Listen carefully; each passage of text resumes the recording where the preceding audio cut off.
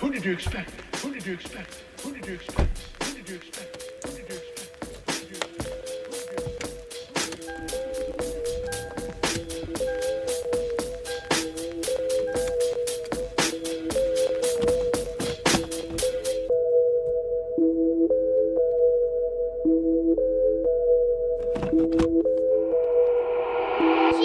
Welcome to the east side. We don't wait for doors of opportunity, we just wait on when we gotta kick them in. Decatur, Georgia, or a den of thieves. Hidden leads just to feed the village. Hidden leads make them feel like ninjas. Niggas always keep the metal tucked till you run up, get your face cut. Got your brukins on the back end. Know too many niggas trapped. They be stuck in genjutsu. They see the world from a different view. Shadow clones cause they silhouettes. Hard to point out when they robbing you. You never know what be inside of you. You never know who you be talking to. Till it's 2 a.m. on the east side. Black as shadows in the nighttime. They don't wait on nothing but the right time. He ain't come around the corner. Shots fired, that's a nigga down. Sad, but this is normal around this town. I've been crying for my niggas found. I've been praying for my niggas down. Always looking for some progress. Try a nigga, he gon' regress. Locked and loaded that nigga rate. Turn your brains into red spaghetti. I be looking for God here. Hopefully see that I'm trying here. Save my niggas cause they really lost. Talk to my niggas before you write them off. They say, Vic, don't you move on that side, boy. Both the crime rate and junkies stay high, boy. Scary niggas, they ain't see my vision. Now they see it, they want them to convoy. Stop by the corner store, know that it's kissing. Then let them watch windows punk gas for a bag of chip shot with the water. But no, they got size, I don't need no patchouli. I just want water. Star bitch with my brothers like Pops and Earl. We gon' turn Keller Road right into a Melrose. I might turn Wesley Chop to a motherfucking church. They got my people and teach them their worth. I don't need no appraiser, I'm no endower for my property. They just on top the cap, always a lot in the world, and I'm on it all that construction on this side. I'm taking my time. Now it's 2 a.m. on the east side. Up as fuck, no I'm writing rhymes. Late night, not an early morning, like an alchemist. I'm turning into something. Shots fired, that's your nigga down. Sad, but it's normal around this town. Cause I'm calling, say you beat the charge. He can't wait to come back around. Other cousin calling, y'all must stop. Say you heard prices went back up. Confirm they gassed up. Tell them chill, though, cause we next up. People be looking for God here. My job is to teach them look in themselves. Say my niggas cause they really lost. Spitting for the ones that breaking off.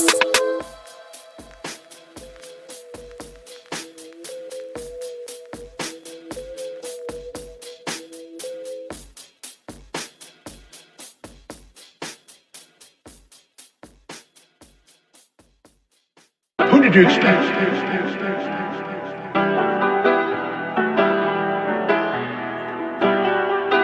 Biggest the what?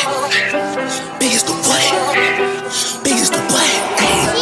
Biggest the Super Bowl. Niggas so thirsty, don't put me in beef. Dissecting my words and start looking too deep. I look at the tweets and start sucking my teeth. I'm letting it rock cause I love the mystique. I still wanna give me a song where I be. Can't trust everything that you saw on IG. Just know if I diss you, I make sure you know that I hit you like I'm on your caller ID. I'm naming the album to fall off. It's pretty ironic cause it ain't no fall off for me. Still in this bitch getting bigger. They waiting on the kid to come drop like a father to be. Love when they argue the hardest MC. Is it K Dot, is it Aubrey or me? We the big three like we started the league. But right now I feel like Muhammad Ali. Yeah, Muhammad Ali, the one that they call when they shit ain't connected no more. Feel like I got a job in IT. Rhyming with me is the biggest mistake. The Spider-Man meme is me looking at Drake. It's like we recruited your homies to be demon deacons. We got them attending your wake. Hey, how the gang got away from the bars, man, this shit like a prison escape. Everybody stepping with fucking and everybody breakfast, and I'm about to clear up my plate. When I show up, it's motion picture, blockbuster. The goat with the golden pen, the top toucher, the spot rusher. Spray this whole shit up, the crop duster. Not Russia, but apply pressure to your cranium. Cold's automatic when aiming with the boy in the status of stadium.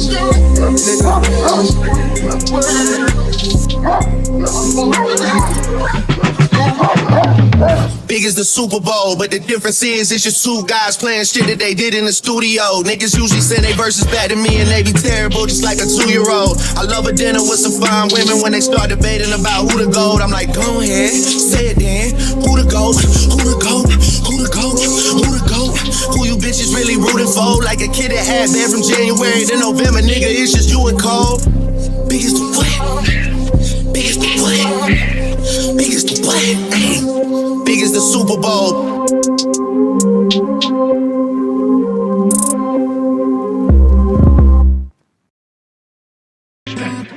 that girl on her phone, G. Never paid attention to the room or the homie. She just missed another opportunity, And I know that she lonely with no company, She so busy reading text, she ain't even read the room, yeah. Always sending texts like I just want myself a little boo, yeah. I think I just went stupid, hit by Cupid. The arrow hit my heart, I hope she noticed, gotta read the room, yeah. Learn to read the room, I really wish that you can read the room. I really wish that you can look inside of me, and I can tell you how I feel, little baby. Just learn to read the room, Read the room. Just read the room, Just read the room. Learn to feel that presence and that feeling in that mood. Just learn to go ahead and feel that moment too, Learn to read the room. Trying to talk to you was honestly so fucking strange.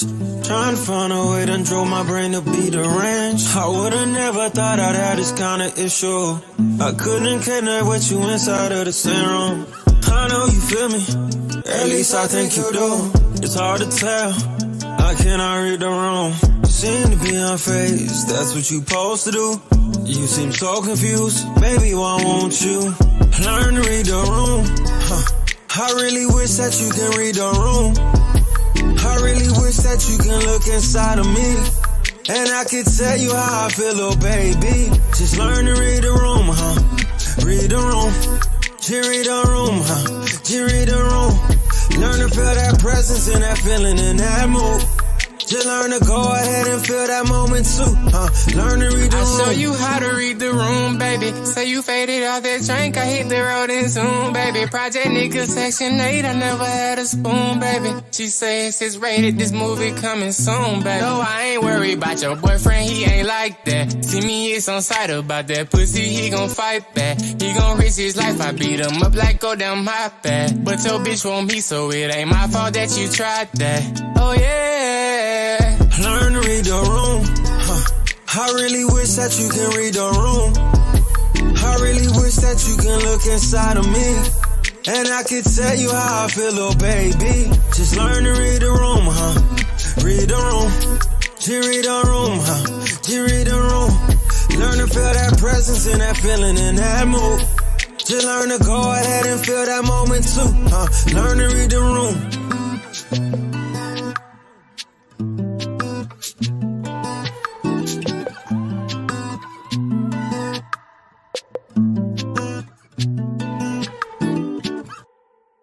Yeah, everybody think it's a game.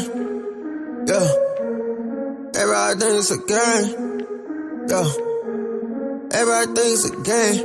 Boy, I ain't playing no games. No, boy, I ain't playing no games. Yeah, don't nobody know about the late night, early mornings with no sleep. Don't nobody know about the low time we ain't really had nothing to eat. Don't nobody know about the time we had to ride around without tank on E. Don't nobody know nothing but me. Don't nobody know nothing but me. Don't nobody know about the grind that it took. Don't nobody know how many times we put ourselves out there and got overlooked. Don't nobody know our pockets was low. Don't nobody know they think what they know. Don't nobody got love for a man, especially when a man hitting it low. Everybody got words of wisdom. Who putting in the work though? Everybody wanna get a trophy, but you ain't make it to the ship though.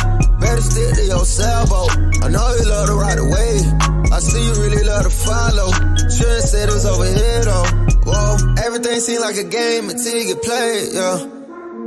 Everything seem like a game until you get played, yeah. Everything seem like a game until you get played, yeah. Everything seem like a game till you get played. 2K, pat me the pressure, I handle the rock. Stay on the ground till I shoot to the top. Harder than lava, I fire the op. Stay back and shoot, my heart is just hard. I don't miss nothing, my shot can't get blocked. Bust in your face like I'm Curry on God. My mentality win at all costs. Snakes in the grass, had to cut a few off. Keep my head low, my focus is pivotal. Confidence is key, don't let haters get to you. Critics always wanna say something negative. I can't mind them, I know that I'm better than them. I just know I got that grind for my team. Take the title on me, be MVP. Once I do, I'ma show on the king. Finger to the left, so quiet my demons. Everything seem like a game until you get played, yeah. Everything seem like a game until you get played, yeah. Everything seem like a game until you get played, yeah. Everything seem like a game till you get played, yeah. Who did you expect? Yeah. Everybody think it's a game. Yeah. Everybody thinks it's a game. Yeah. Everybody thinks it's a game. Boy, I ain't playing no games. No, boy, I ain't playing no games. Yeah. Don't nobody know about the late night, early mornings with no sleep. Don't nobody know about the low time we ain't really had nothing to eat. Don't nobody know about the time we had to ride around without tank on E. Don't nobody know nothing but me. Don't nobody know nothing but me. Don't nobody know about the grind that it took. Don't nobody know how many times we put ourselves out there and got overlooked. Don't nobody know our pockets was low. Don't nobody know they think what they know. Don't nobody got love for a man, especially when a man hitting it low. Everybody got words of wisdom. Who putting in the work though? Everybody wanna get a trophy, but you ain't make it to the ship though. Better stick to your sailboat. I know you love to ride a wave. I see you really love to follow. Shouldn't said it was over here though. Whoa, everything seem like a game until you get played, yeah. Everything seem like a game until you get played, yeah. Everything seem like a game until you get played, yeah. Everything seem like a game till you get played. 2K. Pat me the pressure, I handle the rock. Stay on the ground till I shoot to the top. Harder than lava, I fired the op. Stay back and shoot, my heart is your heart. I don't miss nothing, my shot can't get blocked. Bust in my face like I'm Curry on God. My mentality win at all costs. Snakes in that grass, had to cut a few off. Keep my head low, my focus is people. The confidence is key, don't let haters get to you. Critics always wanna say something negative. I can't mind them, I know that I'm better than them. I just know I gotta grind for my team. Take the title home and be MVP. Once I do, I'ma show on the king. Finger to the left, so quiet my demons. Everything seem like a game until you get played, yeah. Everything seem like a game until you get played, yeah. Everything seem like a game until you get played, yeah. Everything seem like a game till you get played, yeah.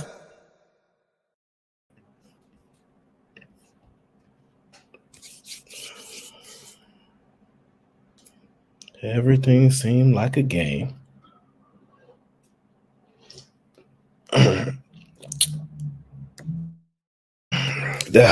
There is no substitute for the good old H2O. Welcome, everybody, to another edition of Let's Entertain This, episode number 8. We are fresh off AOC last night, in which, I think I had a good time on the show. But, it's a late night show, so it don't last all night. But I hope you guys enjoyed it. If you missed the show, you probably want to go back and watch it. But if you was there, I appreciate y'all. And shout out to my boy Grizz. I know he's in the building. He was a sponsor of the last show, the Aaron O Show. Let's Entertain This. I think it was episode 7. Gang. Yeah, that was episode 7. We on 8. And it's Saturday. Yes, it's Saturday. And I'm in a phenomenal mood, as usual. I'm in the Bay Area where I reside until I finally can leave the Bay Area. But it's so expensive, to move out of the Bay Area and find some cheaper places to live, to be honest with you. So I'm kind of stuck in the Bay Area because there's not a lot of cheaper places to live, so that everybody keep asking, why are you still in the Bay Area? It's expensive to move, and there's not a lot of other cheap cities and states that I could actually, move to. That follows in my very small guidelines, which is no snow. I refuse as a native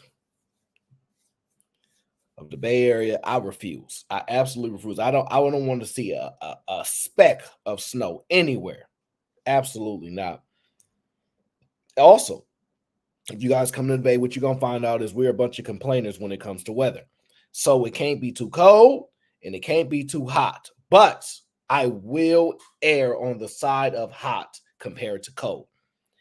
Now, a lot of you guys don't know, but people who have watched me from time to time know I've never seen snow before. So I've never been to the snow. It's not that I can't go to the snow.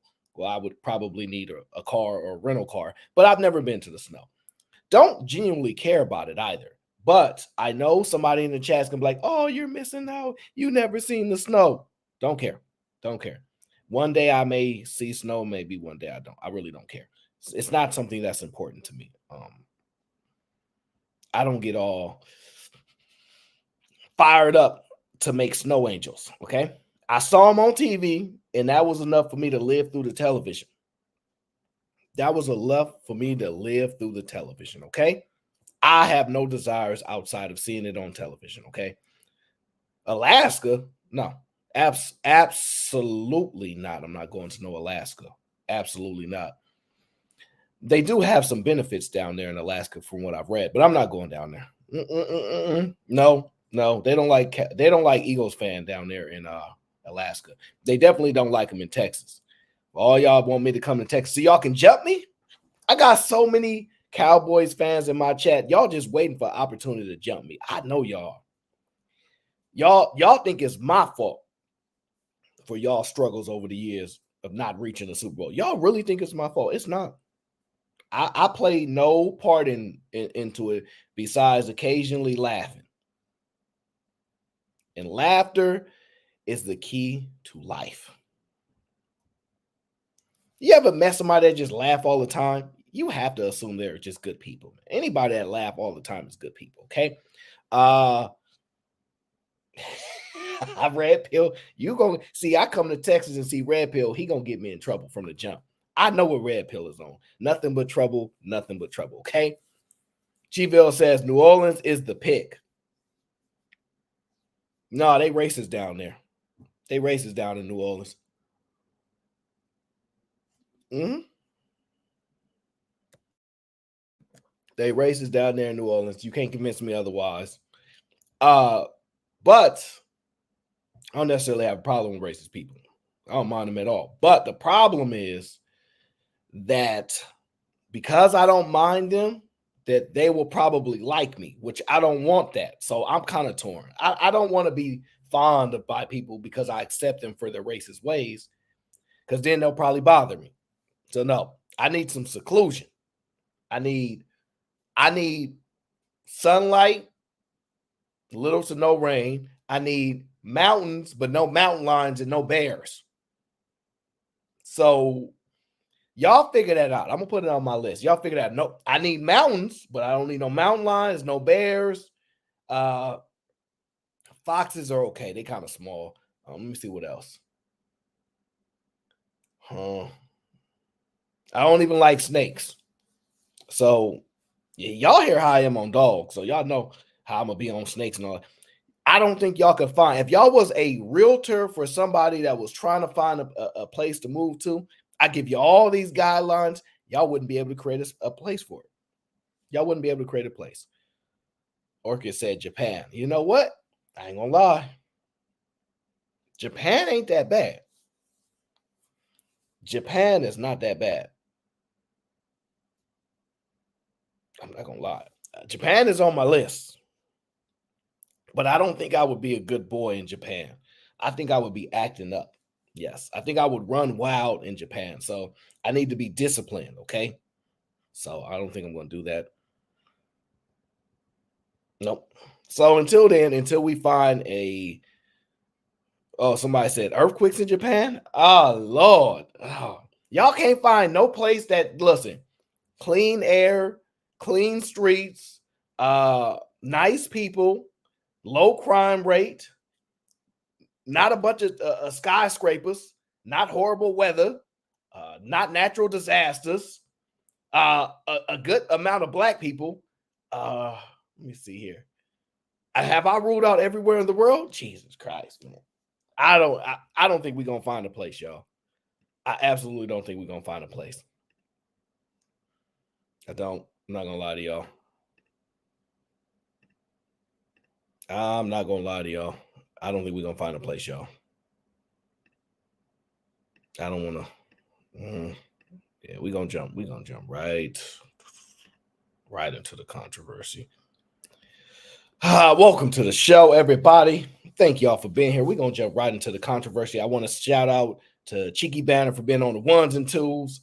He is the supply of all the phenomenal music that you hear on the Aaron O Show, and some of my favorite songs. The man's a grinder. He works, and he don't hate on nobody. So Y'all want to join the GBG. If y'all ain't got no hate in y'all blood, if when y'all go to these YouTube streets, y'all don't see people put names in the chat and dissing people when they not around, hating, innuendos, come to the GBG, because we don't do that over here. Y'all don't see nobody hating around here. See, what we do is we have a lot of fun and we accept everybody. You know, we accept everybody minus the haters, okay? We good with the jokes. We accept jokes like anybody else, all right? Granville got the most jokes around, so we accept jokes like anybody else. But the hate, we can't have that around us. It's the hate in people's soul is so strong. I'm just not built that way. I'm not built that way.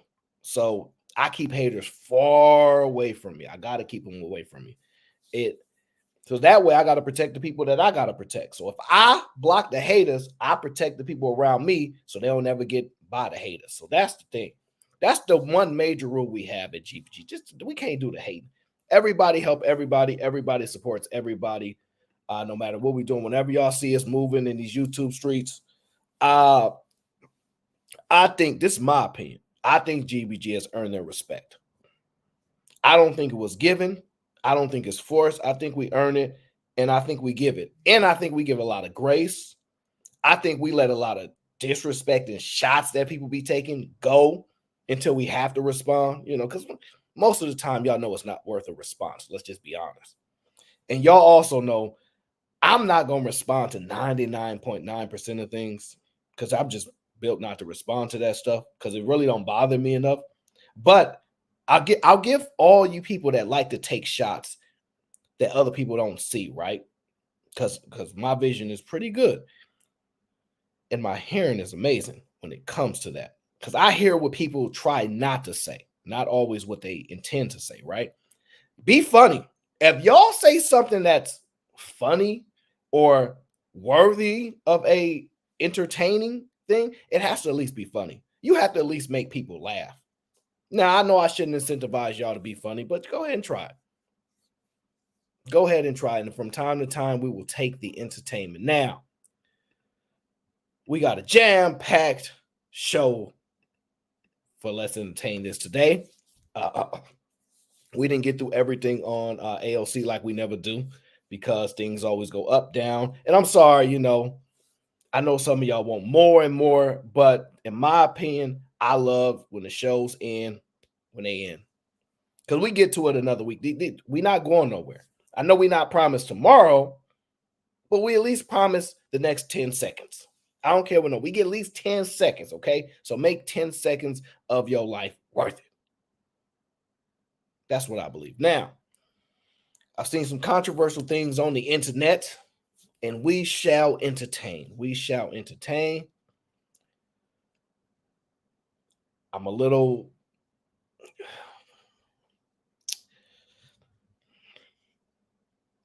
I'm still debating because I'm looking to make a shift to doing something, but I'm not sure exactly yet, but I'm working on it. And I'm somebody that takes my time before I implement something because once you introduce something, you cannot rescind it. So just know I'll be in the lab. All right. So we're going to start right with the controversy, right with the perspectives, and we're going to see if y'all going to entertain it the right way. Now, because it's less entertaining, I'm going to allow for everybody to be involved. So eventually I'll drop the link out. If somebody requested and I see it in the chat, I shall drop the link. Now, the very first video that I saw the other day, because y'all know I'm behind in a lot of this stuff, was, I don't know, did you guys see this video? Do I want to put the sound on it?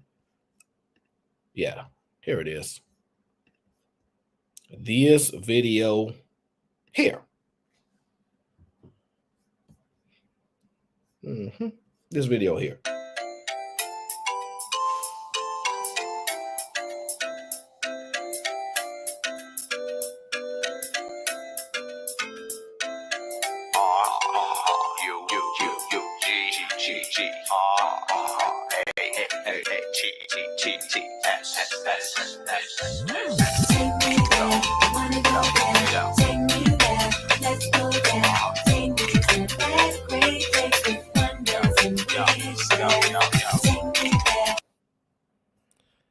I don't like that music. Now, I saw this video all over the internet the other day, and I thought it was interesting.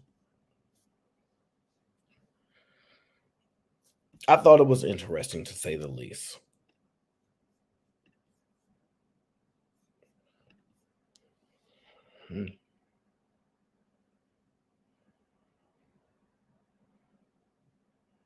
Now, I want to know you guys' thoughts.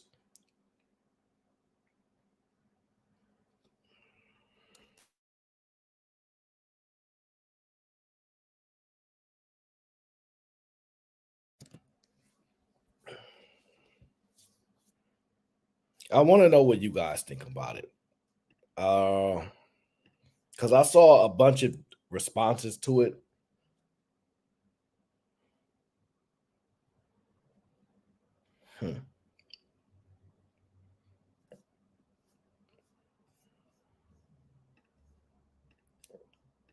So I just think that it's interesting. It's very interesting.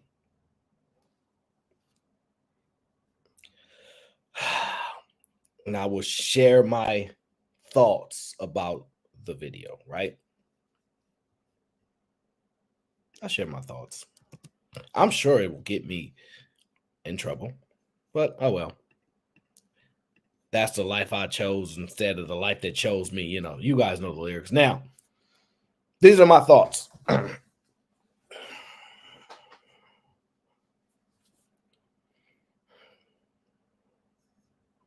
These are my thoughts.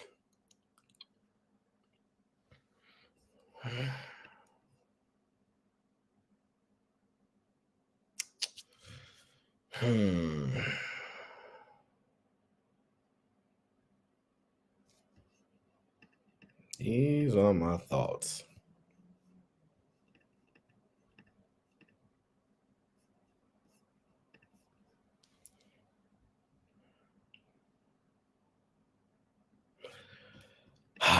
Let me shout out to Shadow Dragon. Shadow Dragon said, "Can we add another member to join the GBG?" Absolutely, my friend. Thank you very much.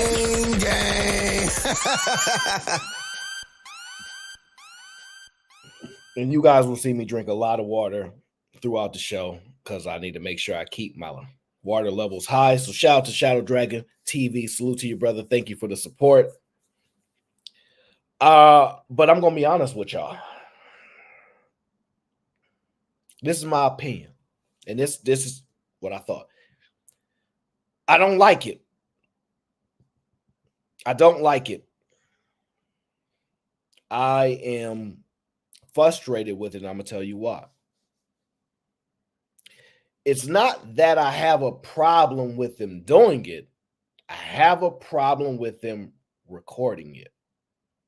And I know that sounds crazy, right? I just don't like the recording of it because I know how it's going to be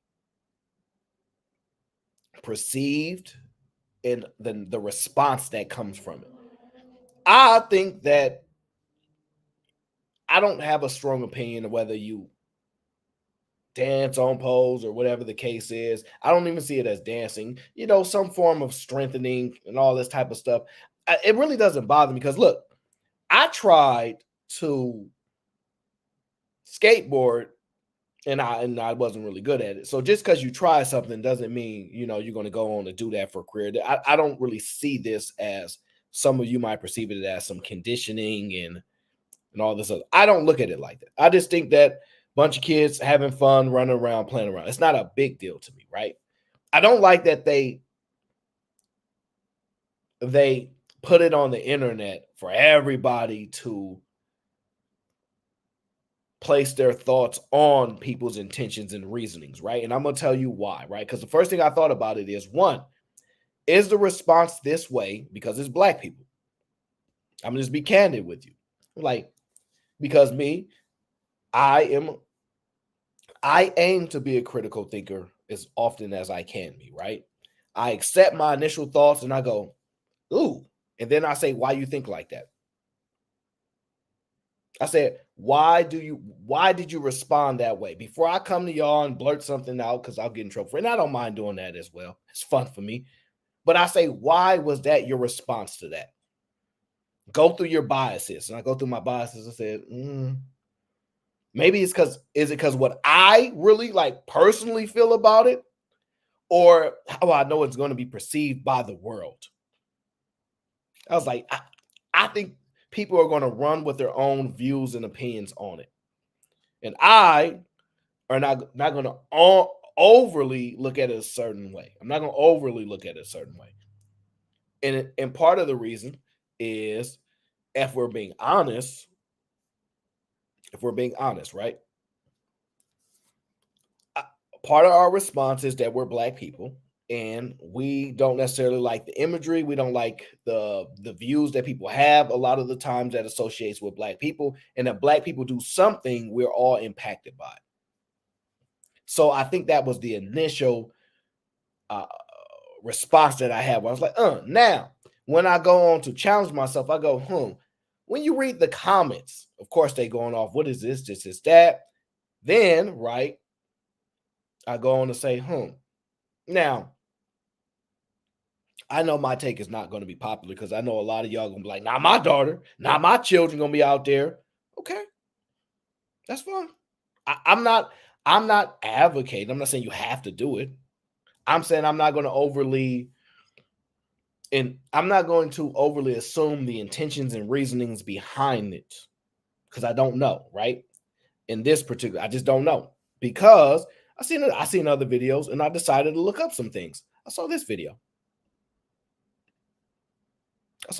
Here. Now, I'm not going to play the sound because I don't really care for it, but I saw this video. Now,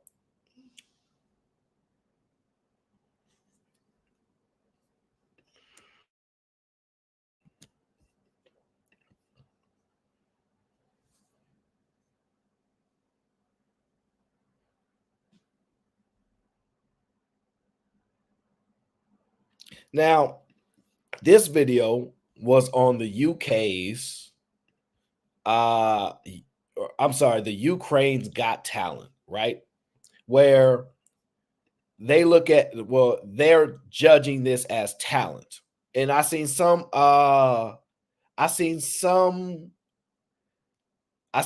comments that were saying that this should be gymnastics in the Olympics, right? So I saw a bunch of stuff like that. I seen other ones, but ultimately the response was different. Let me see here. And I don't know if it's because they are more skilled at it or if it's other reasons, right? So I seen another video. Let me pull it up. Seen another video. There's one here.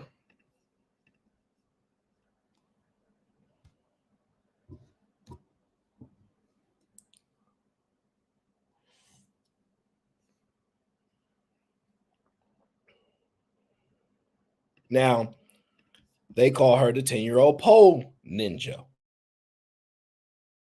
or something of that nature, right? Now, the other one, it's on the Ukraine's You Got Talent, or whatever there is talent, right? There's some level of strengthening ability. I don't know, right? I don't know. But I noticed the chats, the comments were different for the Black people versus the non-Black people. That's what I noticed. I just noticed that was a different response. Now, because of that, I have to be honest,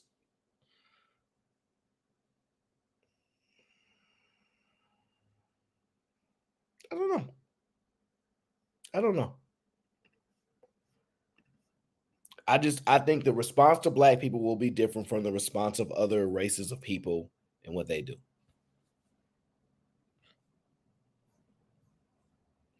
So, I don't know.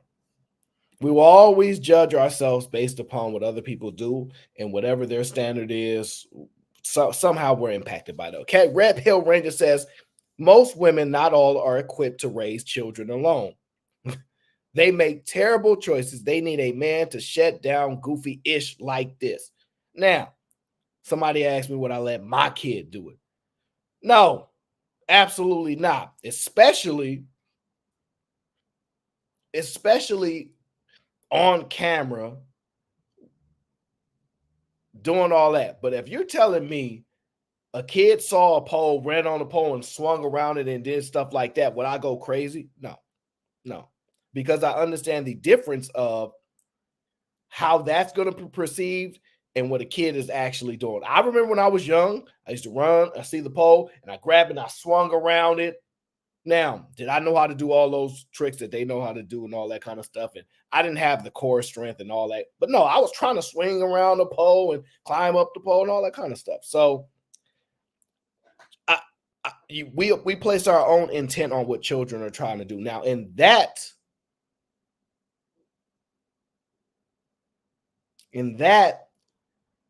I can understand, like I said, it's the imagery, it's the video recording, it's the people running with narratives, and it's the camera on it. People are doing what they're doing, and it's not presented a certain way. It's just different. Just being honest. Red Pill Ranger says for strengthening, they have gymnastics, tumbling, hell. What was that? Hell to the damn gym. This ish is just weird. Those are stripper poles, nothing more, nothing less. Now, let me say this, Red Pill Ranger. I've never been to a strip club, so I don't know. Now, I will accept if y'all say, you know what that is, you've seen that type of stuff on TV. I just had to take the honest. I've never been to a strip club. I'm never going to go. There's no interest for me, right? But y'all have. So y'all know exactly what the pose is and all this type of stuff. But it's functionally the same thing. The light pole, when I was growing, swing on that, run around. Just saying, it's different intent for different reasons. I don't know. If somebody's recording it and sending it and allowing people to project their reasons for doing things, it's different. It's just different. All I'm saying is, if you notice, the reaction for the black people and the reaction for the other people are different. The other ones, it's considered a level of talent. And I think the girl that was on the talent one is considered a professional. I don't know to what degree, and I don't know what jobs you get with that, but considered more of a professional. I don't know. But that's what it said at the bottom. These are professionals performing, don't try, whatever. I don't know. I don't know where you perform those skills. Maybe it's considered gymnastics to some. I don't know. It's not my area of understanding. I don't know. But at the same time, I was just looking at the type of reactions and comments and the differences. That was what I was looking for. I was like, oh, they respond different. So it's interesting. No, I'm not going to no strip club. I'm not going to no strip club. So y'all can forget about it. Y'all can forget about it. Listen, y'all. I'm sorry. I just had to start with the exact one, that first clip on my mind, and that was a controversial one going on. Now, let's be clear. We have all different responsibilities. We know what is going to come across. Maybe we care too much more, but I think they shouldn't have cameras in there when there's a bunch of adults and kids and all that kind of stuff. I just think that's dumb, but it is what it is. I was a kid. We see it as fun. Now, how other people perceive things, perspectives, that's what it came down to. Now, y'all know every show I always find one of these I found a really, really good one. And I want to get you guys' thoughts on it.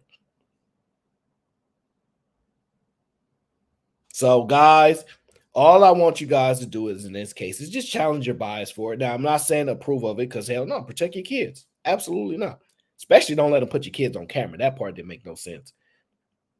Especially because you don't know how people going to run with things. But I saw a bunch of different ones where I was like, the comments are just different. When black folks do it and non-black folks do it, it means two different things to the world. And so that was interesting.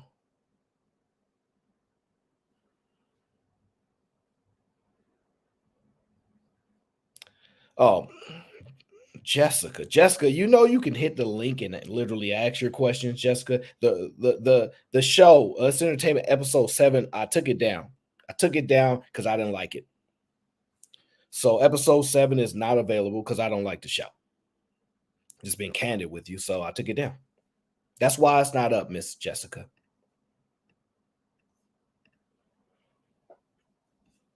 Now, y'all be nice. Sharon, what up? Let's get to the next video. This next video will cause y'all less trouble. Don't worry. Y'all be less irritated and less frustrated as we narrow it down, okay? Let's get to this story here. I thought this was an interesting story. Now, first thing I want to say is marketing purposes, right?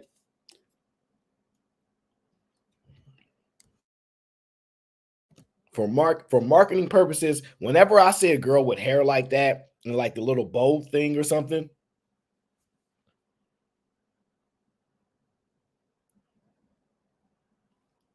I look at it as marketing for Disney.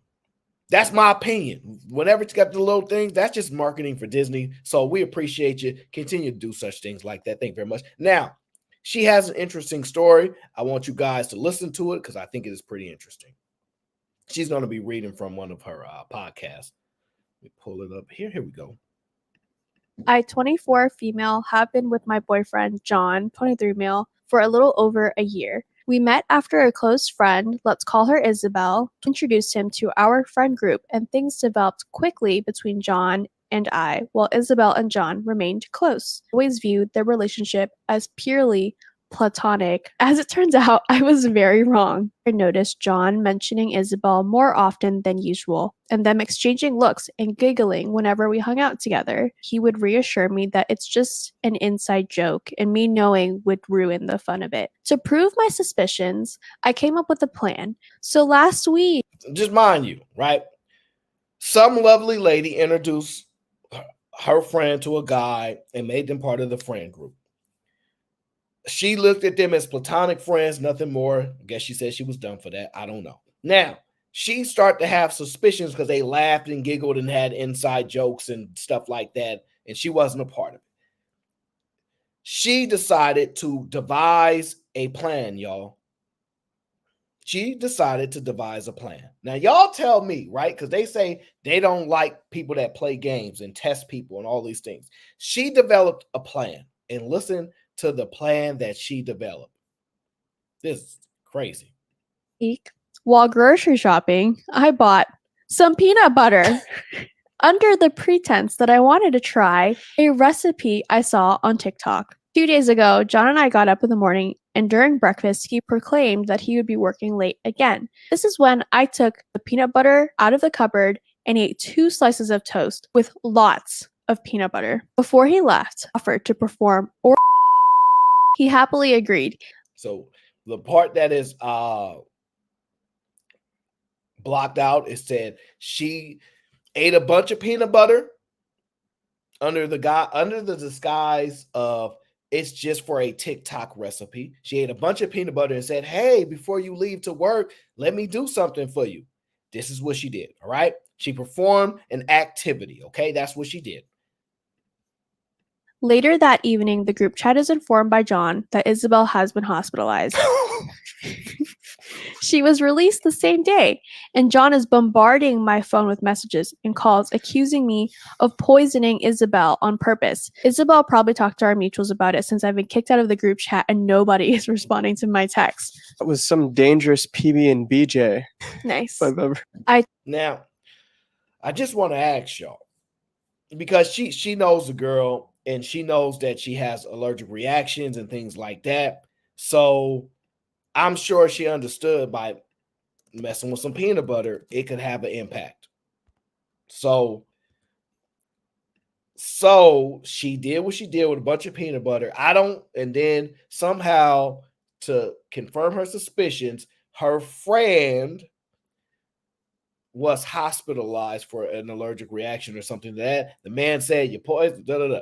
Now I'm wondering, who's in the wrong here? I'm just very, very curious.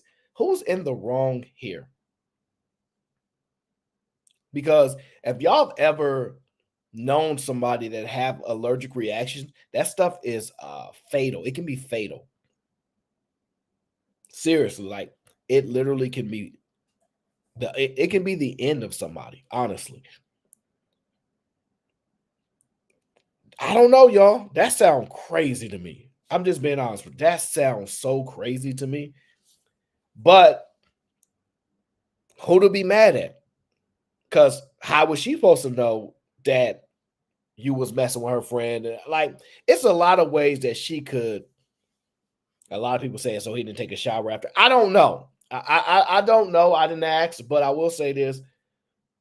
When you're allergic to something, I don't know. I'm not going to even think about it like that. I'm just saying, regardless, that happened. That is insane. Y'all don't realize how insane that is, by the way, y'all. Y'all really don't. Because that is insane to me on the highest levels.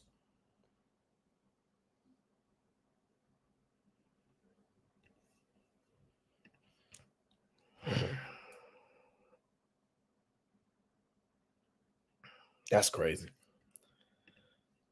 I still say you should lock her up. She had intentions because she said to confirm her suspicions. See, that means she had suspicions and she had an idea, which is premeditated. I would like her to be locked up. But at the same time, he is foul for that. He is a little foul for that. Now, gentlemen, I just want y'all to support this man as much as y'all can. Because if y'all have ever gone out to dinner with a woman who claims to be your woman, because women tend to do that. You don't even claim them half the time.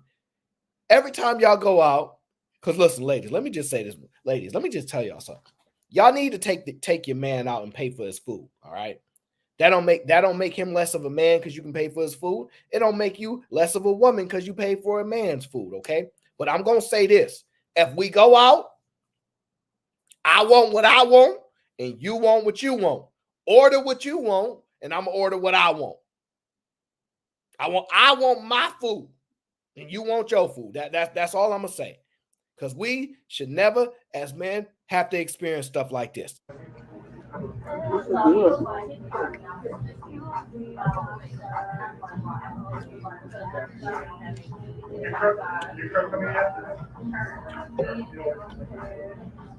Good chicken, man. That was real good. Is it? Mm-hmm.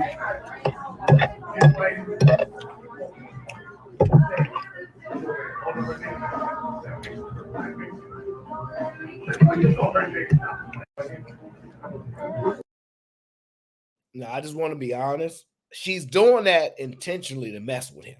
She could have took one piece and left it alone, but she took more and more to get a response out of him. I'm going to be honest with y'all. Don't mess with my food. Don't you touch nothing on my plate. Don't you touch nothing. I mean it. I'm not sharing with you. I don't want to share, and I shouldn't have to share.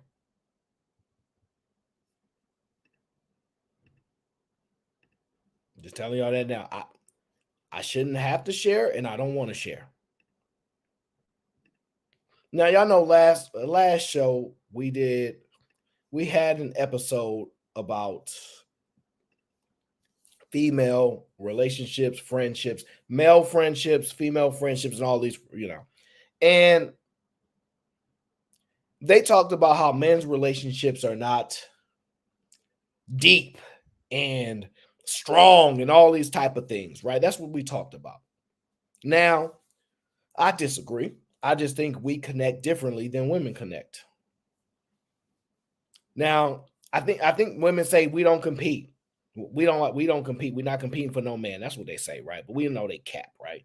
But the key here is to understand that when women say they don't get their hair done and they don't get their nails done for a man, I think they lying.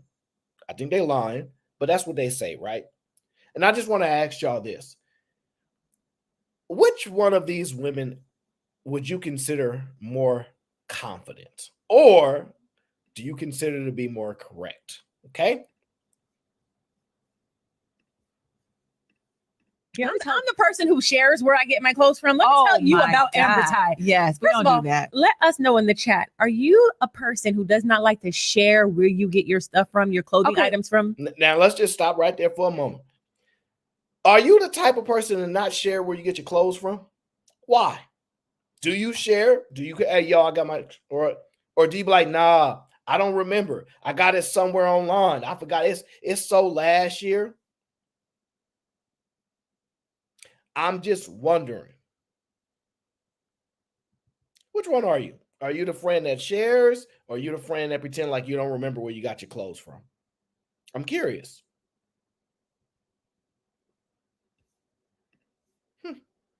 Wait, let's pause. It's a difference between sharing where you get them from and you going to get the exact same outfit. Now, she says there's a difference from telling you where I got it from and then you going and getting the exact same outfit, which is a true statement. There is a difference.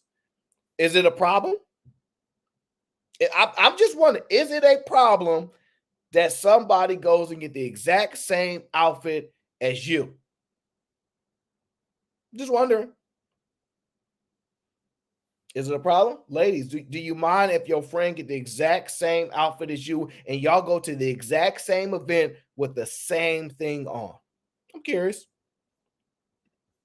Well, that's the point of sharing when you got it. So you can go get it. That's what you asked. Okay, who agrees that that's super whack? Now, if we weren't in the same circles, if we weren't going to the same events, that's one thing. So, like she said, if y'all wasn't in the same circles, y'all wasn't going to the same events, that's one thing. So, to me, that sounds like competition. I could be wrong.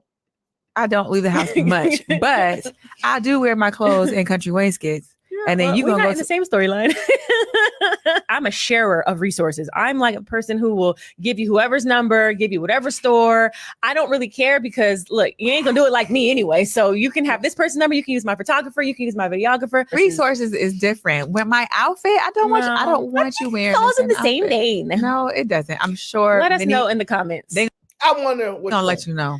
Which one of y'all agree with more? The woman that shares everything, share the resources, she ain't no hoarder, she ain't hiding, or the other woman that go, if we go to the same event, you wearing my shirt because I'm the one that told you where that shirt was. Which one is it? Which one?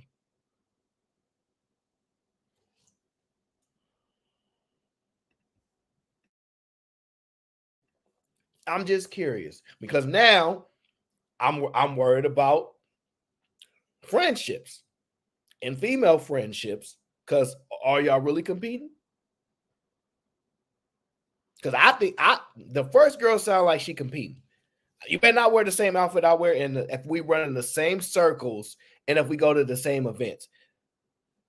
What woman would you be talking to if she don't run in your circle?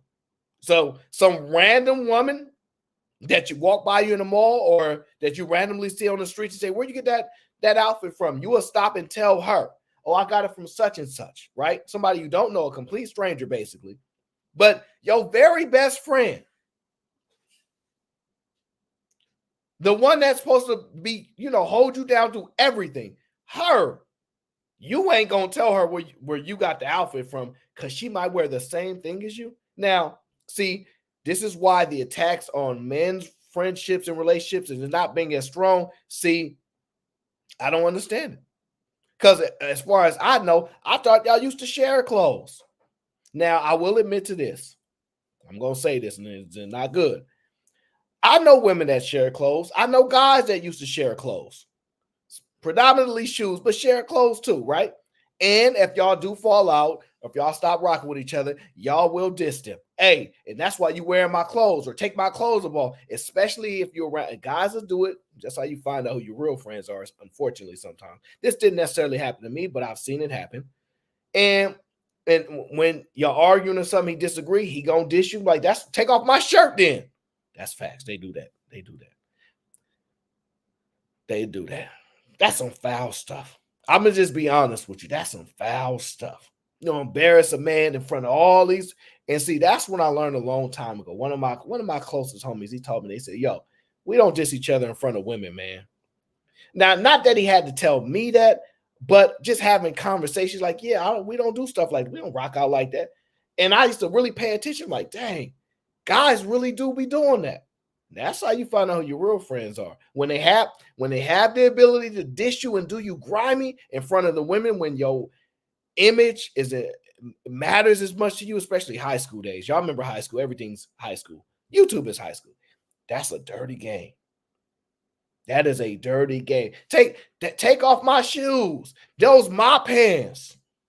And that's my shirt you wearing. Take it off then. I'm like, dang. Foul. But I just want to tell y'all, right? I've never been that type of person, right? But I just want to tell y'all, for everybody that diss somebody like that, oh man, those be the ones that win in life. That drive them. Y'all really helped them. Y'all don't know. Y'all think y'all won in that moment because y'all was the one with the ups and y'all had, more access to things, clothes and stuff like this. Y'all had the up and you was sharing and you thought you was being a good friend and whatnot. But when you embarrass them in that moment, that drive they come out of that, I'm telling you, it's different. It's different. So I'm just telling you, stuff like that, some foul stuff. But dang, you could at least tell them where you got the clothes from. Like, I would never see. I don't be caring if somebody wear the same shoes as me. It just so happens that some of the shoes that I have, mind you, I'm not a sneakerhead anymore. So guys, don't bother me about no sneakers. I'm not a sneakerhead anymore. Some of the stuff I got, you just couldn't get it. It's sold out. It's not that I'm hating. It's not that I don't want you to get them. Can't get them. And if you do, then we just both got some exclusive Jones. That's it. It is what it is. It's been a lot of shoes like that in particular. It's not so much like clothing and things like that. The clothing stuff is more of a thing for women and guys that start to get money later on in life. But I'm just telling y'all, the shoes be the thing because the women check the guys' sneaks out. But as long as you ain't got nothing, the sneaks is really gonna take you to the next level. Y'all women love to judge somebody's shoes. See, I moved past that, right? But I remember those days. But guys, just don't ever not put your homie on with something because you worried that they gonna outshine you. Because that is the best way to find out who your real friends are. That is the best way to find out who your real friends are. I'm just gonna tell you, right? My guy Lee said sharing clothes with another man is crazy. Don't touch my. Not as a grown man, Lee. As a grown man, we'd just buy our homie some clothes. What you need? You need something, bro? I've been to the mall plenty of times when I was like because in my like friend group, like sometimes you're the first one that's really like starting to really get some money. It's like, what you want? And anybody will tell you, your real friends will tell you if they go to ride over with me to the mall, what you want something in here? Bam. Oh yeah, I want this. All right, it's yours. Go ahead. That's how real friends do. But as kids, when you got limited resources and you ain't got money like that, hey, go ahead, rock those. Because that's, especially if that's what the ladies like. Like, yeah, it is what it is. But as grown men, no, you just buy your homie something. But I'm just saying the key to find out who your real friends are is when they in a position, when you it's actually, you can actually tie this to relationships. When someone is in a position to do you the dirtiest and they don't do it, that's when you find out who the real is. Could you imagine you said something grimy or you just clap back at your homie and you wearing their clothes and they know it and they embarrassed in front of all these people and they just take the embarrassment because they know they just got to deal with that you made a funny joke about them, but they ain't not going to go over that line. That's how you find out who your real friends are. Now, and then when everybody gone and it's just y'all and they say, I could have said this, but I don't rock like that. Most of the time, they don't even acknowledge that they could have said it, but at the least, they isolate you to a place where you're not embarrassed in front of nobody else. And they put you. So it's reasons behind some of these actions, okay? I'm just saying there's reasons behind some of these actions. You got to know who your real friends are. And I'm going to tell you this.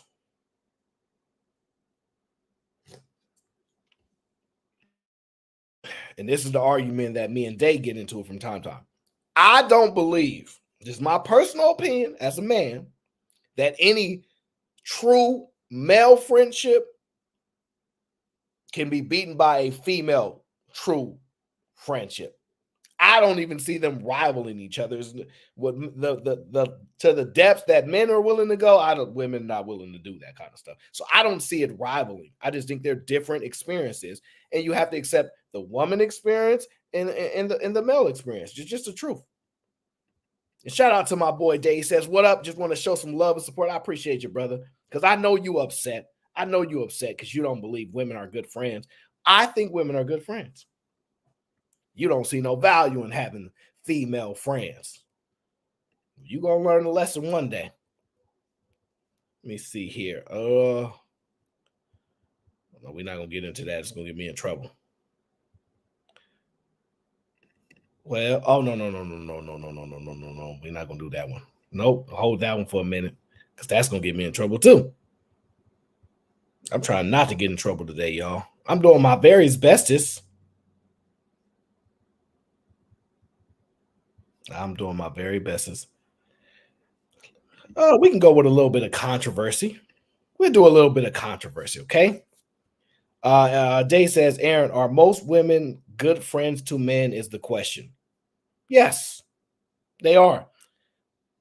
If this is important, Day, this is important. If you are now, I do believe this, because I said this the other day, women will take advantage of an opportunity if you allow them to. They've proven it. They will prove it. If you give them an opportunity to do it, they will. But if you some guy you can't manipulate and step on, they're gonna respect it. Women know who they can manipulate and step on and who they can't. And the one that they respect is the one that they can't. And as men, regardless if it's right and wrong, we understand what they're doing. And that's just what women do. So once you realize that, you got to be the guy that they can't step on and can't manipulate. That's the only way that it's going to be. And so once you realize that, yeah, you're going to have good friends because they know not to play with you, and you're a good friend of them.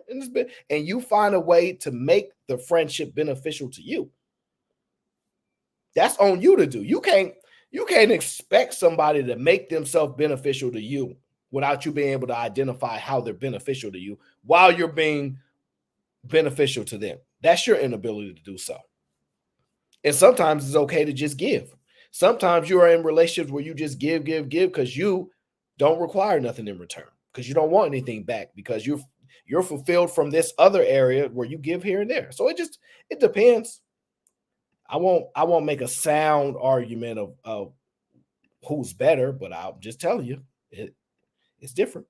Now, let's get into a little controversy for my man Day, because I have a question for y'all, right? No, Day, you can make the argument, and I'm not arguing men and women are the same. Men relationships and female relationships are different. This is different. This is different. Cree says, I don't think male relationships and male friendships with females are platonic. I don't think they're platonic. I don't think it has to be either, but I don't think it's platonic. You might be attracted to your friend. You might say, oh, my friend is hot. But this is the difficult part that women have to understand. If your argument is that men can't say no to women, then y'all can't have no expectation for them to say no to women. Men turn women down all the time, even attractive women. I hate to tell y'all. This is the problem that women don't understand. A man that has things that are more important to him than sex is the guy you should be looking for. See, he's a man, he likes sex, but there are things way more important to him than sex. And when he values that more, that's just what you got to be able to identify. That's it. Shout out to Red Pill. Real Pill said, men ask me where I got these shoes, hat, jackets from all the time, etc. The women, they don't want to share, is insecure as hell. Women rarely have real friends. You know what? I thought about that too. A lot of women that I know tell me, right? Because we always tend to be cool, right? They tell me that they don't really have real female friends, and just the dynamics that they have is it's battling how to maintain their friendships, to be honest with you, right? And it's because most female friendships, there's a level of, what's it called? There's a level of emotional and mental, I don't know what the right word is, but they place that emotional and mental experience, like whatever they're experiencing mentally, emotionally, they place that into other people. And that becomes problem. That becomes a problem in the female relationships from what I've seen. That's why they kind of get burnt out by those type of relationships, right? So I was listening to a bit. Well, I think this girl said something like that, right? Let me see. I think this was her. Let me see. I can make them, but the maintenance, like staying in touch, like it really, I don't do well in situations where, as a friend, I have to answer every phone call. I have to text back at a certain, time period. Mm-hmm. Like, girl, I'm still going to be your friend, even if I don't text you back 2 days from now. Like, I want to be that friend where if I make plans and I say, I don't feel like going, or I'll be like, I let you know, you already know that I'm staying home. Yeah, I'm a very low maintenance friend, to be honest. That's another thing. Yeah. There's high maintenance friends where, and it's nothing wrong with it. If you just need more like attention, basically, or you want to talk every day. I'm not that type of friend, to be honest. So I definitely understand that. We can talk a little bit every day, but like an hour long, like I work at a hospital dealing with patients, answer the phone, like I want to come home and I want to chill. I don't want to sit and just gossip all day. I'm not into that anymore. I don't think I ever really was, but I care about my life. That's another thing. Like a lot of people like to just sit around and just talk about other people, and I can't really get down with it. So that's another reason why it's hard for me to like connect with other people. Yeah, definitely. And also like what the connection is based on, because I don't know. It's very, I guess I care about different things. Like, I don't care what Jada Wade is doing. Like, I don't keep up with, I can make them. Now, I want to say this, by the way. They love Jada Wade.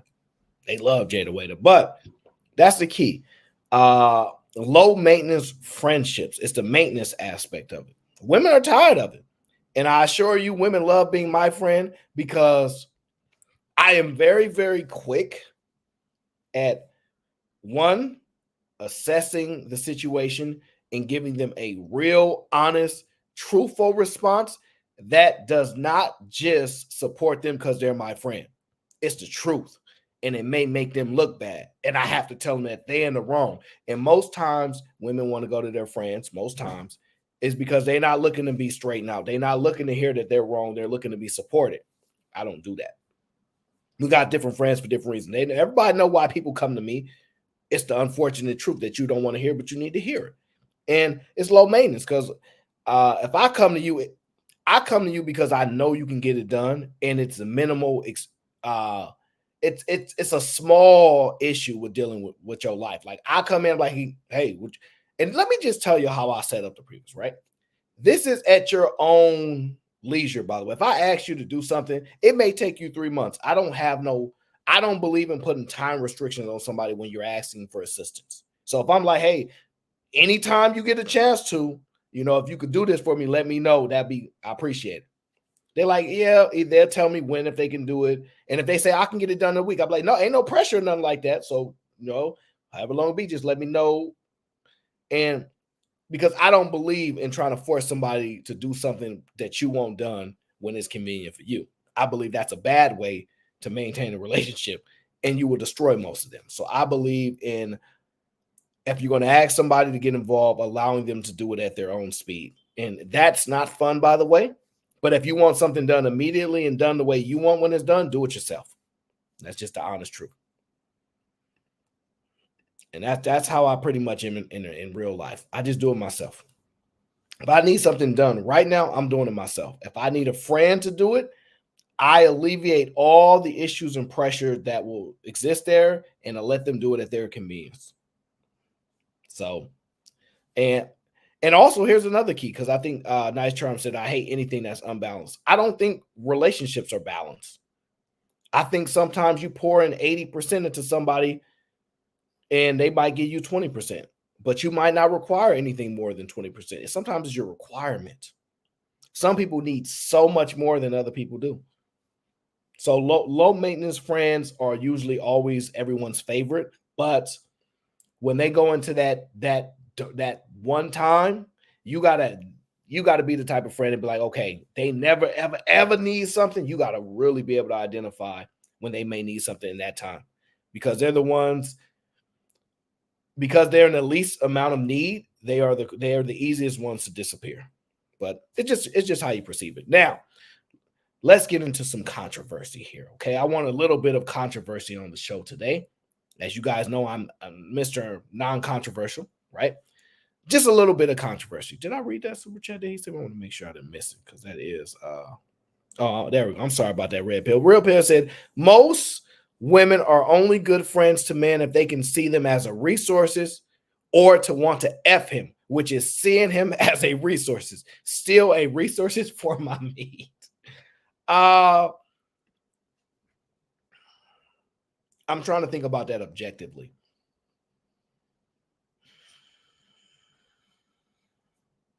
Is there any other way to see somebody? Is there any other way to see somebody other than, well, one is just your ability to identify what a resource is, but sometimes we don't speak in those terms and language, but everybody's a resource. Better resources. I don't know. I don't know. What other way would you want to be viewed? I like to live in reality. I'm a resource, is fine. Okay, that's fine. But here's the thing. Nothing wrong with being a resource. That just shows you have some level of value. The key is this. You still have to know when to say no. There is so much power in saying no. And this is why in life, there are a lot of people in this chat right now. I want y'all to realize this. A lot of y'all are incels like myself, right? The power in being able to be alone is some of the most power that you will ever have.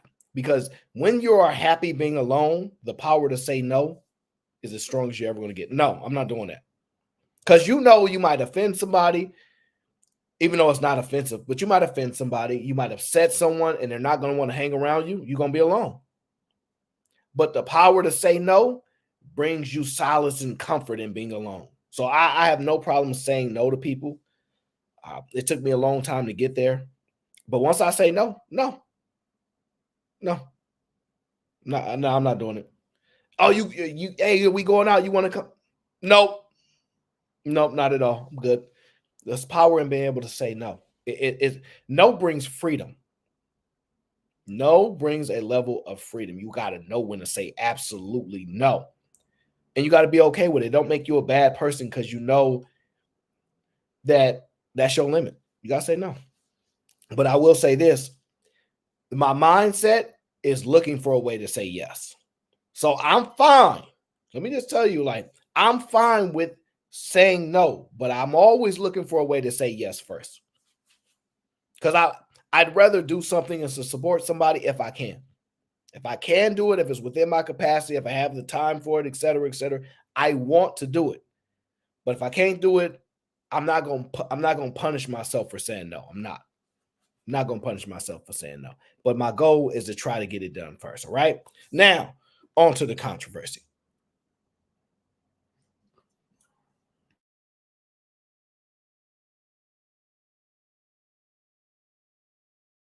What's worse, being paid for sex or paying for sex? I like that. Paying for sex. What's worse, being paid for? No. Chicken if you. Now, here's the key.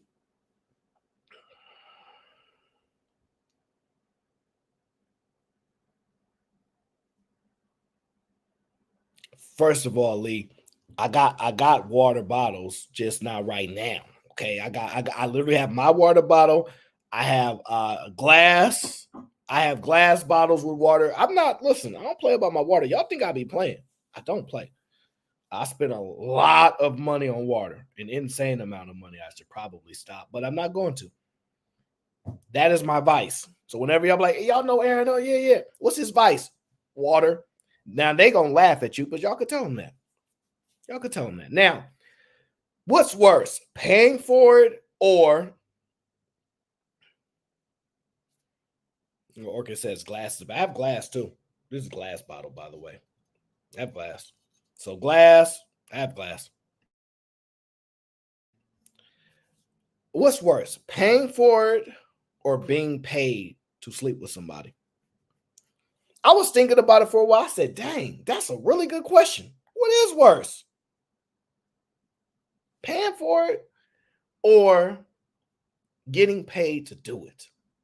I'm kind of torn right now. I'm not sure what to say, to be perfectly honest with you. Which one? In my mind, I'm thinking you saw the girl's initial responses, paying for it easy. That's way worse. You paying for this. Or getting paid. Because in my mind, I'm thinking, all right, I'm going to pay you to do something. Am I losing?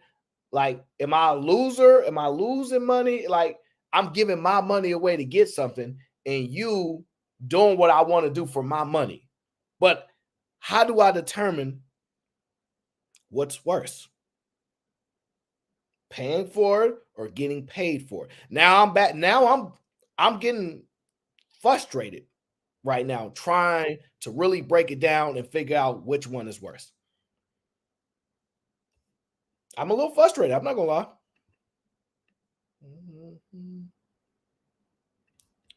I am a little frustrated because I'm trying to figure it out. Neither. It's not neither. It has to be one So of the two. So someone has to be one of the two. I think so. I don't think it's bad either way. Fuck. People can hunt for their own food, but they still buy it. Right? I'm torn because I'm really trying to give a realistic response. What's worse? Somebody cashing out here, yo, give me that, or the woman or the man taking that money to give them something. I'm trying to figure it out. Because I really don't know. What I know what sounds worse is paying for it. But is it actually worse? That's the part I'm torn with right now. Because I can't prove that. Because in my mind, it's about value. And how do I determine what's valuable to one person versus what's valuable to the next person, right? For example, what they wanted, they utilized this to get. And what you wanted, you utilized this to get. So you wanted money and I wanted that. So I gave you money to get what I wanted and you took money and gave what I wanted. But you got what you wanted. But what is worse? Would I rather somebody pay me to do something, or would I rather pay them to do something for me? I thought it was a good question. I don't think. Aaron, people pay people to do stuff every day. I know, that's why and people receive payment to do stuff every day. You got to get up and clock a job to get paid, and you got to do something for it. And that employer has to get up and write them fucking check stubs so you can get paid to do what they want you to do.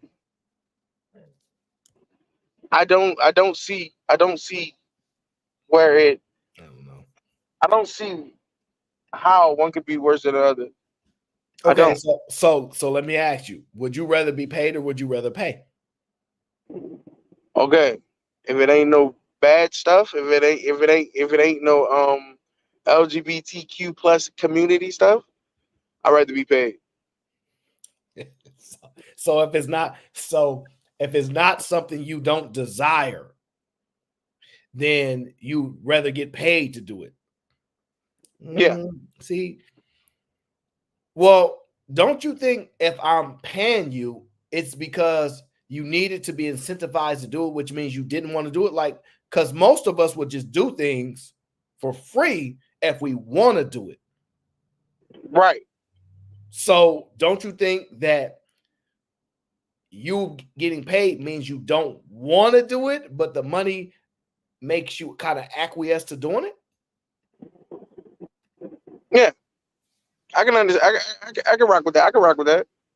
Like if that, okay, I'm gonna tell you the truth, Aaron. If there was some kind of niche or something that I could do, I would be on OnlyFans. I would. I would. I would make personal videos for women, and they would pay me for it. Hell yeah, I would do it. I'd rather get paid, bro. No, what?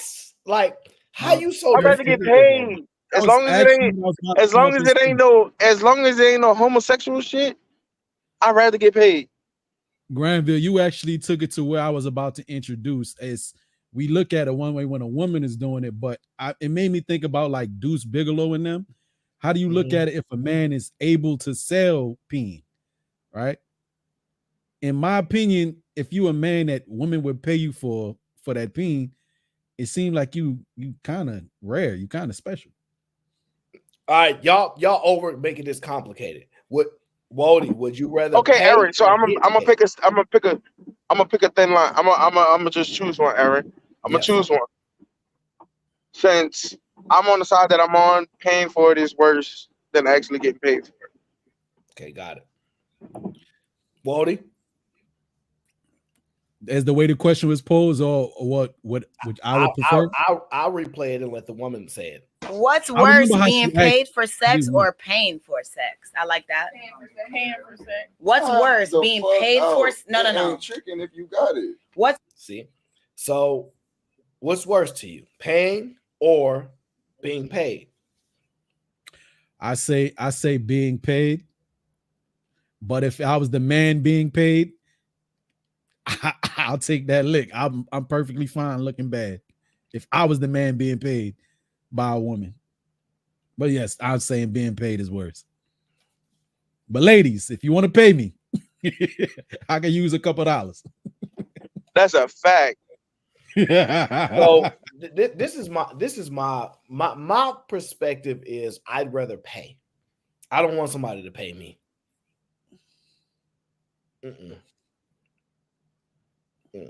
I can respect that too. I can see the aspect of that too. Because it's like you're holding a line on it. It's like you're holding a line. Look, I need you to do this, and you're handing it over and like do the duty. I'm not really moving, but what you're saying is when you pay a person to get up, they really don't want to do that. They're being incentivized. Like you moving that line. You moving. You're not standing 10 toes down. You're actually edging towards like a line that you wouldn't cross freely. Yeah, I don't like the thought of it. Like, I don't like the thought of someone saying, "Hey, yeah, you know what, dude? It like I can buy what I want from you." And see, I understand. I normally won't allow you to buy something in which I'm getting something in return that I value, but I don't like it. I don't like it. I'd rather be the person that's paying. I'd rather be the person that's paying. Yeah. I'm not about to. I would not rather be paid. Nope. Let me look at the mentality of it, my brother. If you look at the mentality of it as it's being posed to us, is just like you posed it. You have a price set on you. Like some people say, I would never, or there's some things he would never do, just like you said. But if I come hit you with like, yo, there was a movie, Indecent Proposal, if I'm not mistaken, too, right? Mm-hmm. If I give you enough money and you willing to go ahead and get with it, then yeah, it's worth being paid, in my opinion. Y'all guys are off on this one. The reason that's fine, but you just won't disagree. So, E-Man, let me just say this. No, listen, because even you could go on your drive for 10 minutes. That's what I gotta say. Look, so I actually had this conversation. Fatty had you Borgin. And big bro, you Borgin. Yeah, you cutting out really bad. So listen, see, it's y'all guys are actually off because anybody have the right to refuse service, right? So I hear y'all guys saying that, oh, this means that you'll do anything with anybody. know certain people I would take a fee from. So, for example, I'd rather you pay me than me pay you because I can go and invest the money. I can put the money. So, say for example, if Rihanna told y'all dudes that she wanted to sleep with y'all for 20,000, 15,000, 5,000, we'll say okay. But everybody's not the same. The Precious said that she wanted to sleep with you 20,000. As a business person, you got the right to refuse it. I'm still taking that 20,000. Precious gonna I get get knocked out. I get what you're saying, but what I'm saying is if you understand that you don't have to accept all money from all people, and everybody's not equal. The whole point that I'm saying is I don't think if you can deliver, if you can put on a show that she ain't never had before, let her come out her pocket and pay you. Especially if you one of them dudes who need to pay your rent, why would you get kicked out your house when you can actually get it done? I don't see nothing wrong with getting paid for it. So we kind of slightly adjusted the question. What is worse? Not about what is It's worse? not. Yeah, that's what I thought. I thought it was not what would you do. I thought which one is worse, the pain or receiving? That was the question, right, Aaron? I think. So that's the whole point that I'm saying. I believe that if I pay, guess what? My total net worth goes down. If she pay me, my total net worth goes up. So I believe anytime that you take it from your total net worth to be able to get some, you are in a badder situation. So I think it's worse for you to pay financially. You're looking at it like I said. I think it's worse for you to pay than for you to be paid for your service. Okay, nigga, why you couldn't just say that? He said it. He said it in so many ways, and I respect it. Okay, so Aaron, so we were having a conversation on my show a couple of days ago, right? And Fatty posed a question. I need to give a disclaimer. This was a hypothetical, but Fatty asked, like, if we go back in time and you were born a woman, would you be a hoe? Like, would you be out just selling coochie on OnlyFans and everything, right? Mm-hmm. And I said, yeah, hell yeah, I'll probably be a big hoe.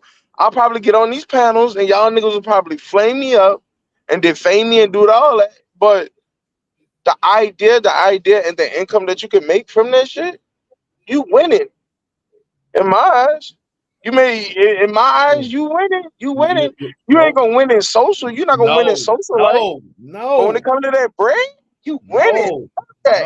No, that is absolute. If you were a, but that was just me. That was the question. That's the question he asked, and that's the answer I gave.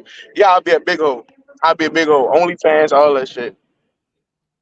Yeah, Yeah, I wouldn't be. So I think there's a lot of variables in the sense of do you have the knowledge in your mind of knowing you was a man before you got transported? Hey, Aaron, you muted, by the way. I know they ain't gonna tell you. I'm not muted. We can't hear you. They can hear me. We can't hear him. And Fatty proposed that question too, and I couldn't answer it. Yeah, so I couldn't. Like, without the knowledge of you knowing as a man right now, would you still think the same way? And I couldn't really answer that one. So you saying without the knowledge, you still going with so without the knowledge of knowing you was a man first, you're saying you believe if you was a woman, you're absolutely not. Probably not. Probably, and that's what I said. Probably not. But I said if I had the knowledge that I know now as a man, it's over. Yeah. Go ahead, Lee. So y'all was having a conversation about having coochies and taking dick for money. You talking in a hypothetical situation? Oh wait. In a hypothetical situation? Well, what? Yeah. Okay. It was a hypothetical. So all the men that had that conversation, y'all can't say shit about women then. Well, Lee, listen. And y'all fantasizing about getting bent over. Nah, nigga. Let's be real. Let's keep it a bean, nigga. Let's keep it a bean. Whenever I ever talk that bullshit about bitches up here, I may call you bitches, I may do that, but whenever I ever judge a bitch about what she do, if it don't apply, let it fly. Answer me that.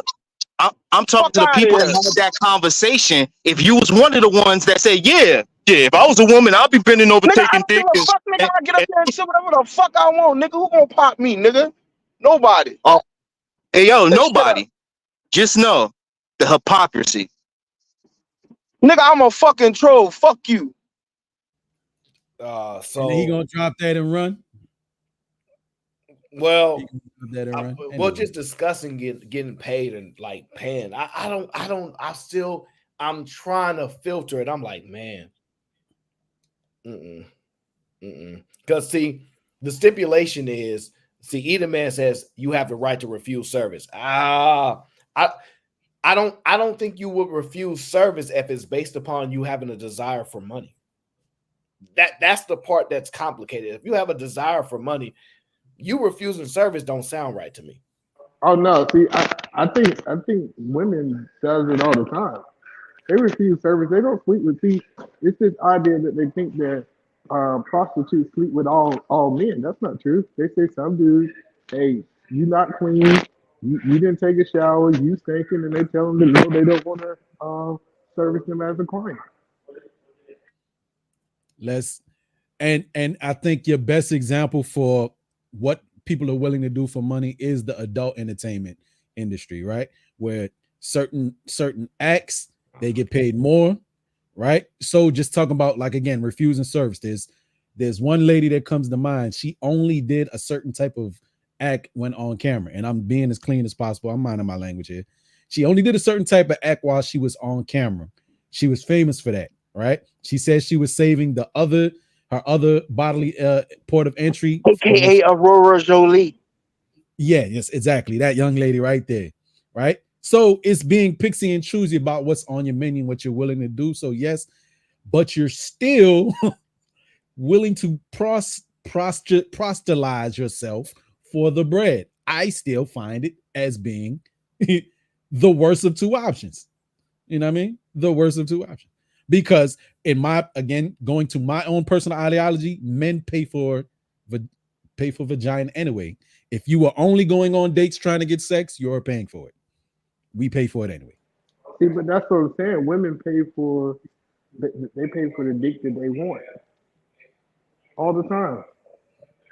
Like this idea that women just get it for free. No, the ones that they want, they willing.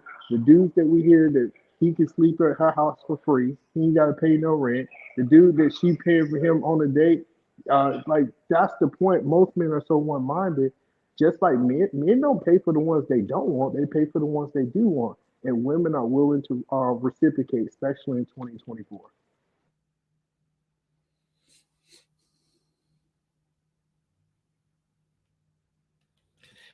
Yeah, I'm gonna have to think about this one for a while.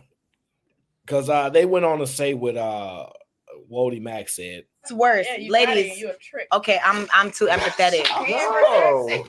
What's worse? Y'all want me to handle I couldn't believe.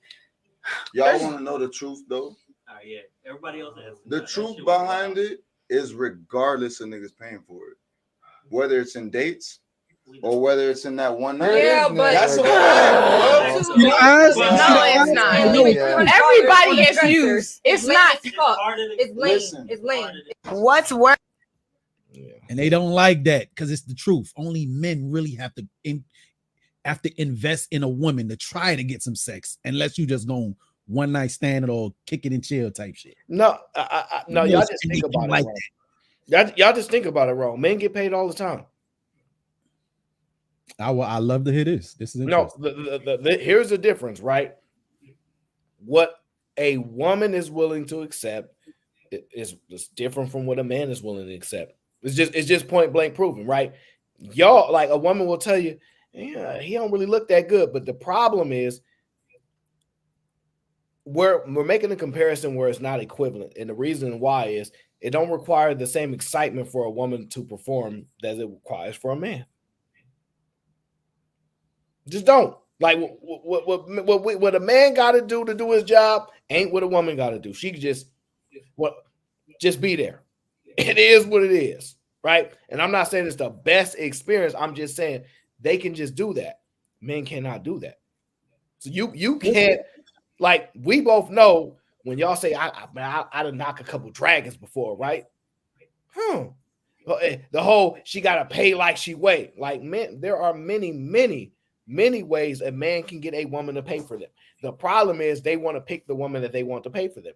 Just like he was saying, the woman gets to pick the man that she wants to pay for him. The difference is a woman is willing to go far lower for that money than a man is willing to do to get paid. So either man look like somebody recognized you in public. Somebody recognized you from YouTube. There we go. You said that somebody recognized me from YouTube. Yeah, you look like you were just talking to somebody. Somebody recognized you from YouTube just now. Nah, I'm working too, man. I'm working. We working. I can understand that, Aaron. Yeah. So, but hold on. So y'all never had a girl that y'all was messing with that wanted you back. Y'all never had her pursue you and was willing to do anything to get you back. AK also give you money. Y'all ain't never experienced that? I think women give money all the time. I think women buy stuff all the time. I don't know what they talking about. Yeah, they gonna buy. They gonna pay for what you want. Absolutely. Yeah, absolutely. So but is it more likely for men? No, but that's because they covet beauty so much. And this is why women will always be able to take advantage of it, because they covet beauty so much. It's some chicks that ain't as fine as that you need them to be. It's be like, I will buy you. I know men that have been bought cars. I'm not talking about $2. I'm not talking about $200. A brand new car. Yeah, I know dudes who've been flown out to Jamaica. I know dudes who've been taken on vacation just because he do, like, I'm just telling y'all, like, it's crazy that people think. Nah, I was a lame nigga. I ain't never had that before. But I got some years to figure it out. I At least experience it one time. But I've never had it. I ain't never went that high on the totem pole, but I've received gifts. I would love to experience that, but I wish a chick would have bought me a car and an apartment, put me in a condo. Call me whatever type of hoe you want. I'll be that hoe. Buy me a car and a condo.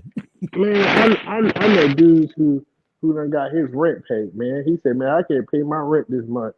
You know, a girl went to that leasing office and she wrote a check for his lease, man. Like, I think y'all don't understand that we don't talk about the gigolos of society, but they know how to get money out of women. No, it's not that I don't understand. I just never had a personal experience. But do I know niggas that I run with that have actually done this? Yes. That's actually had this happen? Yes. From cars to leases to apartments, money, gifts, all that. I've seen this happen, but has it ever personally happened to me? No. Y'all ain't never had a woman buy y'all shoes. Y'all ain't never had a woman buy y'all watches. Y'all ain't never, man, like, I'm telling you this. I've never had that. Let me tell you the ones who spend the most money. Nurses. I don't know. It's something about nurses, but they just want to cash out on you for some reason. Yo, it's funny because the woman that I was talking about, she is a nurse too. All right, look. All right, y'all gotta chill. y'all gotta chill. All right, we're gonna move on from this. Is ridiculous. Let me read the super chat. Oh, she was a nurse too. Yeah, it's nurses now. All right. Red Pill Ranger says it's definitely worse being paid for sex as a woman, and it's worse for paying for sex as a woman. As a man, being paid for sex is a flex, and paying for sex can be a win depending on why you're doing it. So he's giving a perspective based upon if you're the man or the woman in the difference. That's the same thing I was saying. Yeah, I could see that Flip too. the genders and say it. Flip the genders and see how people feel. Yeah, I can see that. If a man is married or busy, paying can be the best. Yeah, I'm kind of torn, but I will say this: the conversation that y'all, if I was born a woman, I would not be on OnlyFans. I wouldn't be doing no kind of stuff like that. That's insane. You should be moving with some level of character and honor, whether you're a man or a woman. Fuck that. Hey, yo, Players Club showed us one bandit. Out there. Bandit, this crazy. No, Players Club showed us one thing: there's money to be made out there. Yeah, but this is the problem. Wait. No, it's wrong though. This is the problem. Y'all keep acting like it's only one way to get money. It's not. It's not. That's quick money. And listen, I don't care what y'all know. And you gonna move with honor. Now, if your argument is you doing a movie and you were a man in another life and you brought your brain implanted, of course you're gonna think like a man. But if you are a woman and you think as a woman, there is a reason why the large majority of women don't do those type of jobs. Y'all can argue whatever y'all want to say about them. They don't do those type of jobs because they know it's not good for their character, their perception, their honor. All of those. I can agree with that. It's not because they're not attractive. So I'm sorry. I can agree with that. Yeah, that's crazy, man. I'm not doing that. Nope. Especially if I know I'm no. Come on, man. That's crazy. Let's get to the next video because this is insane. So once we got married, it was really hard for me, if I'm being honest, to move out of my space, to leave my home, because it was a big deal for me to buy a home, and I had just bought the home maybe a year before we got engaged. And so I had everything how I liked it. It was a big accomplishment for me, and then I'm having to move into a bachelor pad, essentially, right? And you know, us women, we have things how we like them to be, and men, they don't necessarily always pay attention to that kind of thing. And I'll come into the bathroom, I'm like, where the trash cans at? Oh Lord, like where is, you know? So I'm going in and putting my little touches here and there. But then even doing that, you kind of gotta add. If you didn't buy the home with that person, that part, it's like I'm moving into your house. So it's like, hey babe, I'm thinking that maybe this might look better if we have like a picture hanging right here, you know, that kind of thing. And it was very uncomfortable for me and him. Wow. So once I hate to tell you, Aaron, they said, oh my bad. Yeah, they said, are we taking this from a married aspect or a relationship? My girlfriend, boyfriend. I don't think it makes a difference. You're not coming in my place if you ain't my wife and think you about to rearrange shit or change shit around. You got the game fucked up. She definitely was a girlfriend in that scenario that she did it. That's why I couldn't hear it. That's why I was asking. Are they talking from a relationship like girlfriend, boyfriend, or are they talking about wife and husband? Either way, it's still irrelevant. You're basing it upon what she said in her perspective. So whether she was married or she's not married, it don't make a difference. Oh wait, hold up, pardon me. I'm sorry. I just looked at the card in her hand. I remember this. I remember this podcast. That's the podcast with the two married women. My bad. Yeah. So I misspoke. Pardon me. Yeah, but see that's not the problem. The problem is very simple. Think about it. This is what I tell y'all, right? Women they've been navigating their own life their whole time. I've been making my own decisions. I've been making my own power plays. I've been doing some success. They meet a man, and now they're like, I got to do what you say. I don't like that. I'm not comfortable with that. That's what real life is. So imagine, this is why when guys were saying we did a show a while back, we don't want a woman that already bought a house. I don't see the benefit in it. This is kind of like what some of the men were saying. The downside is it's not just the fact that she has a house, it's her mentality behind the house. I'm not mad at either. I'm just saying that's what comes with life. Women are already navigating their own life. So the way I look at it is this: women are not as good as communicators as they say they are. The truthful answer is, look, hold on, before we do any moving, if I'm moving, I have to change things, I have to put my touch on, most men don't care. I'm gonna just be honest with you. Most men don't be like, nah, don't change my bathroom and don't put stuff in my bathroom. When they know they got a woman coming in, they normally don't care. They normally know, okay, I got to find a space that's just for me, and she shouldn't leave that alone. But this is a woman. She's going to come in, change stuff, do the woman stuff. She's going to want this, and that. Men know that come with women. So I don't know why that would frustrate any man. You're literally bringing a woman in. I don't see where the confusion is. I just don't get it. It's a woman. I expect her to change stuff and want to do stuff. And okay, so you're not saying the whole aspect. I still have my space, right? Like my room where it's off limits. It's not your room. See, this is the part where it gets complicated for men, right? You can't ask a woman to come in and say this is ours,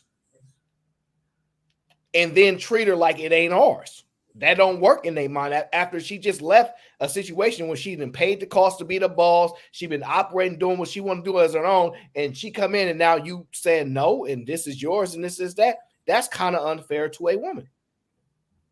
Okay. So what you're saying is I'm taking out her own space and I'm telling her to come with me into mine. Yes. Okay, I can understand that. I can understand that way. Okay, yes.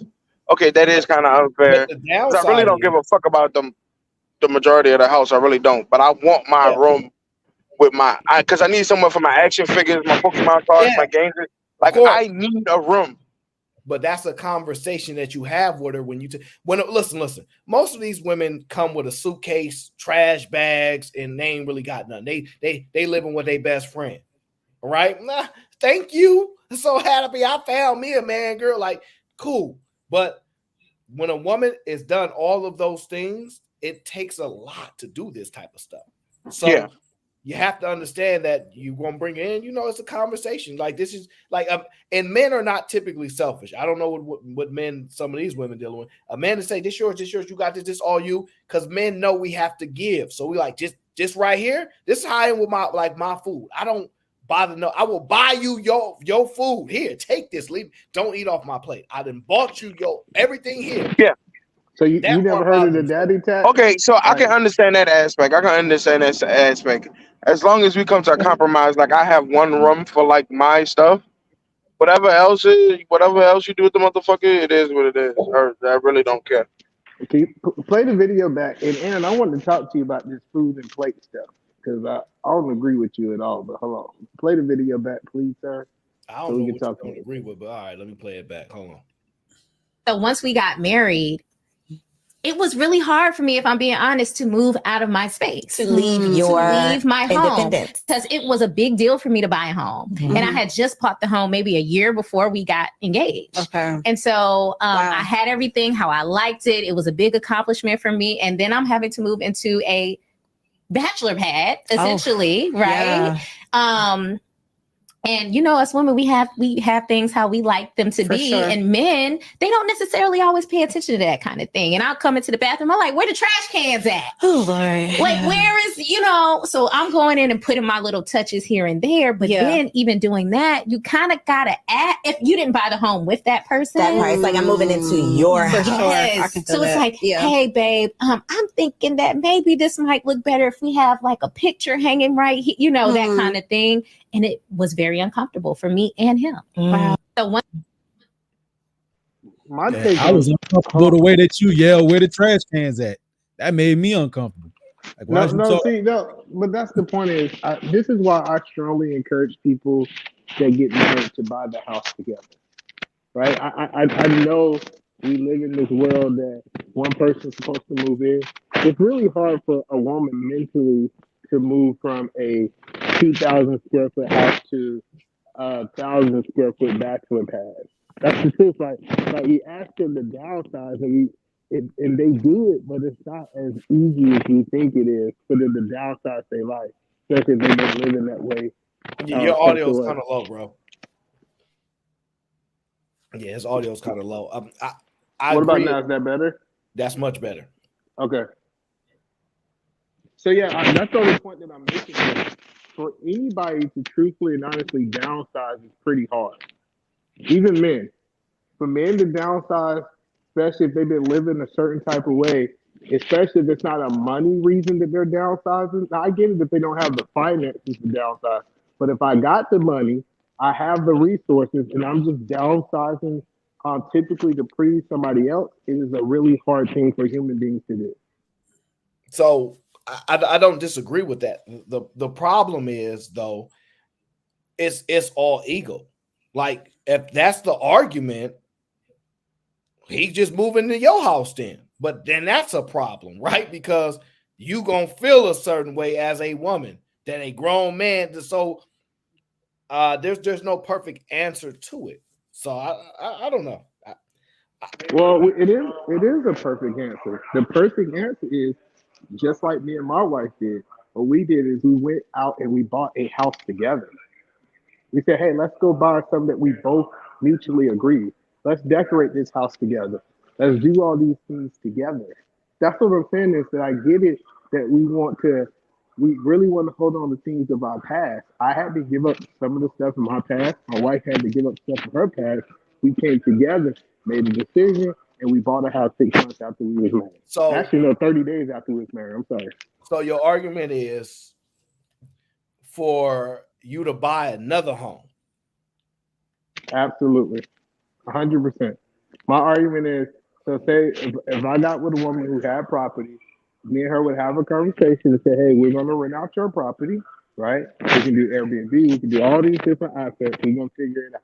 But what we're going to do is we're going to buy a separate home that's our home together. We can decorate it together. You can tell me where you want the trash cans at. I can tell you where I want my man cave at. Like those are the things that I think you should do together. And this is why I'm a big advocate of people getting married young. No, absolutely not. That wasn't the scenario anyway. And that's not the perfect answer. That's the answer that worked for you. This is why you always get in trouble, because you said what you did is the perfect answer. Absolutely not. Being doing the right thing, being a good person, that's probably better. In this scenario, she still did it anyway, by the way. But I think the problem is, in my humble opinion, she's too worried about her dang house. My opinion is this in life: what's more valuable to you, the person or a house or a home? And if your value ain't that person, no matter where y'all at, whether you're in a car, and you can make any argument, yo, that's not realistic. Women want to sleep in the car. That's just the truth. If that woman don't want to sleep in the car with you, if she don't want to be at the worst places in the world with you, at the end of the day, you should treat her as if somebody that thinks and believes like that. No. So this is what I'm saying now. If they took a financial hit, and the best thing for them to do was to move into the bachelor pad, I understand that. Most people can rationalize that in their mind. We can't afford it. But when you with a woman who make money, I know a lot of people they're not used to dealing with women that have money. But if you have a woman that have her own money, he is now saying, let me downsize my life, even though our income is going up. And that's really hard for people to kind of compartmentalize in their mind. That's the only point that I make. Yeah.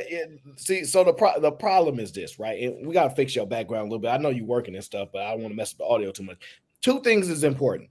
One, she's so dang smart.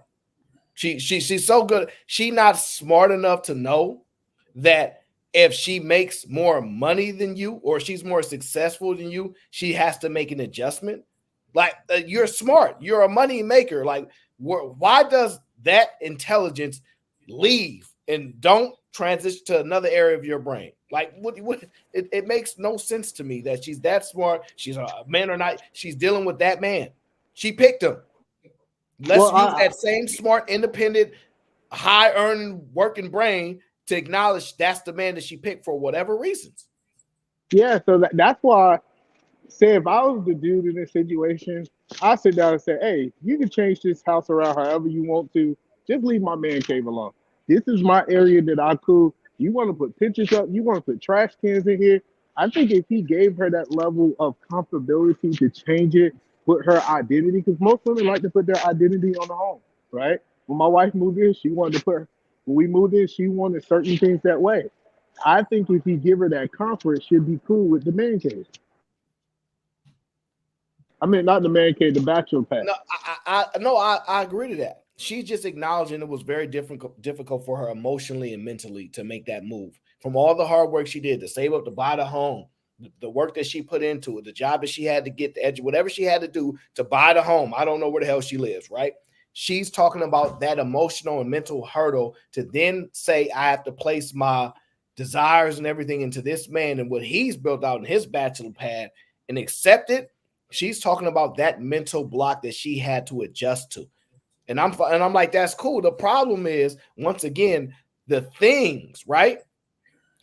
The things that people have is impacting them so much. They become such a victim. They become such a prisoner to items, material things, that sometimes they prioritize that so much over the value of a person. And I believe human beings are above everything else. I might be the only person that still believes that stuff, but I do. And this home stuff, that stuff don't mean nothing. Because when everything is gone and everything is taken from you, you start to realize, because they will take everything from you to make you realize what is truly valuable in the world. So, but that's cool. But this is what I'm saying. We're still humans, right? We still have feelings and we still have emotions. And what I like about it, she said that it was hard, but it's not like she still did it. Like she did not do it. She just said, and I'm telling you, if they would have moved into a bigger house or a house that was equal, she wouldn't be having these emotions. It was the downsizing that most people is very hard for them to do. Callie Bev. What's up, Aaron? What's up, everybody? Oh, you just ain't gonna say hi to me? You everybody today. Hey, Granville. What's up, Callie?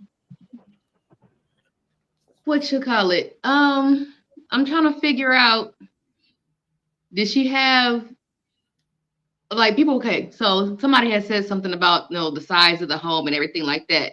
Was that one of her complaints, or was she just basically talking about it was a little bit difficult because he didn't have like the trinkets, like pictures on the wall and trash cans in the bathroom? Yeah, he didn't decorate like a woman did. Imagine if you will. No, that's not it. Guys, stop that. It's not about decorating like a woman. It's a whole lot that she already owned her own home. She already made a sacrifice. She made her own independent decision. She's comfortable there. Women value comfort. Let's be clear. That's one of their primary needs. They need to feel comfortable with you and wherever the heck they at, right?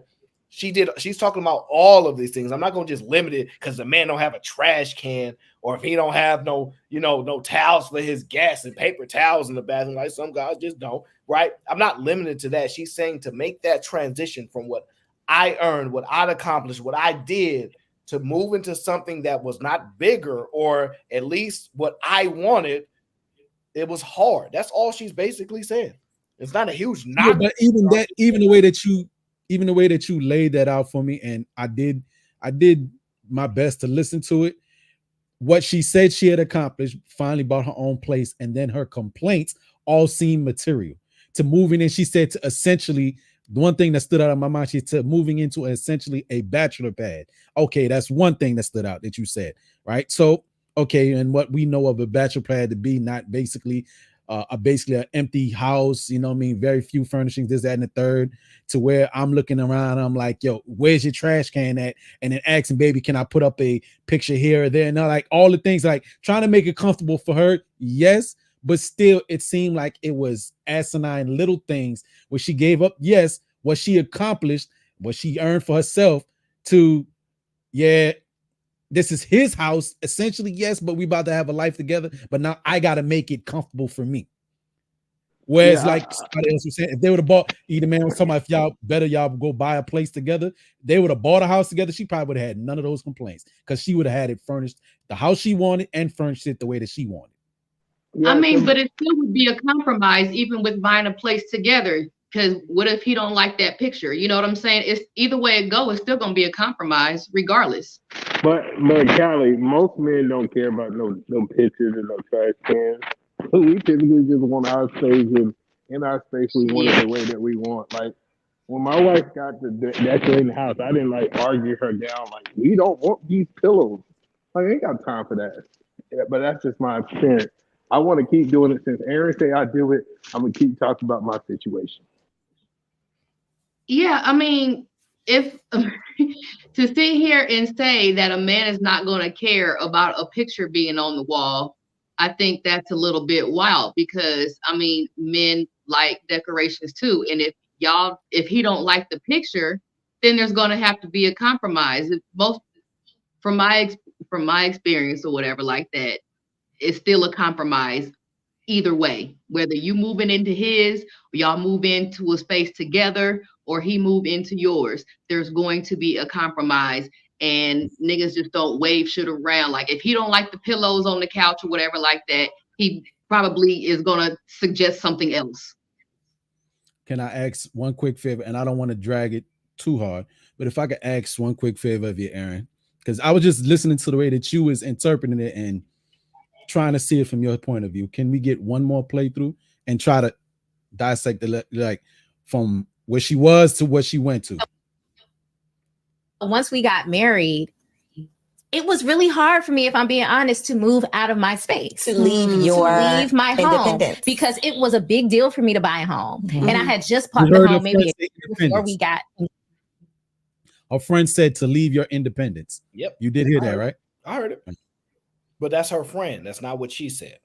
Cool. Okay. And so I had everything how I liked it. It was a big accomplishment for me. And then I'm having to move into a bachelor pad, essentially, right? Yeah.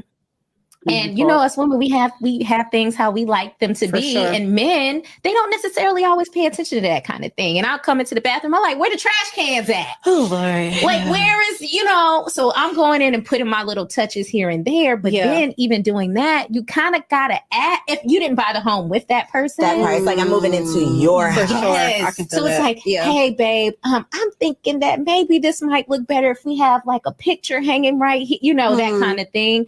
And it was very uncomfortable for me and him. Wow. So exactly the way that she broke it down was like what I was hearing. Like moving into a bachelor pad, moving into his space. Women, we have our own way of doing things. We got our own personal little touches, and men don't necessarily care.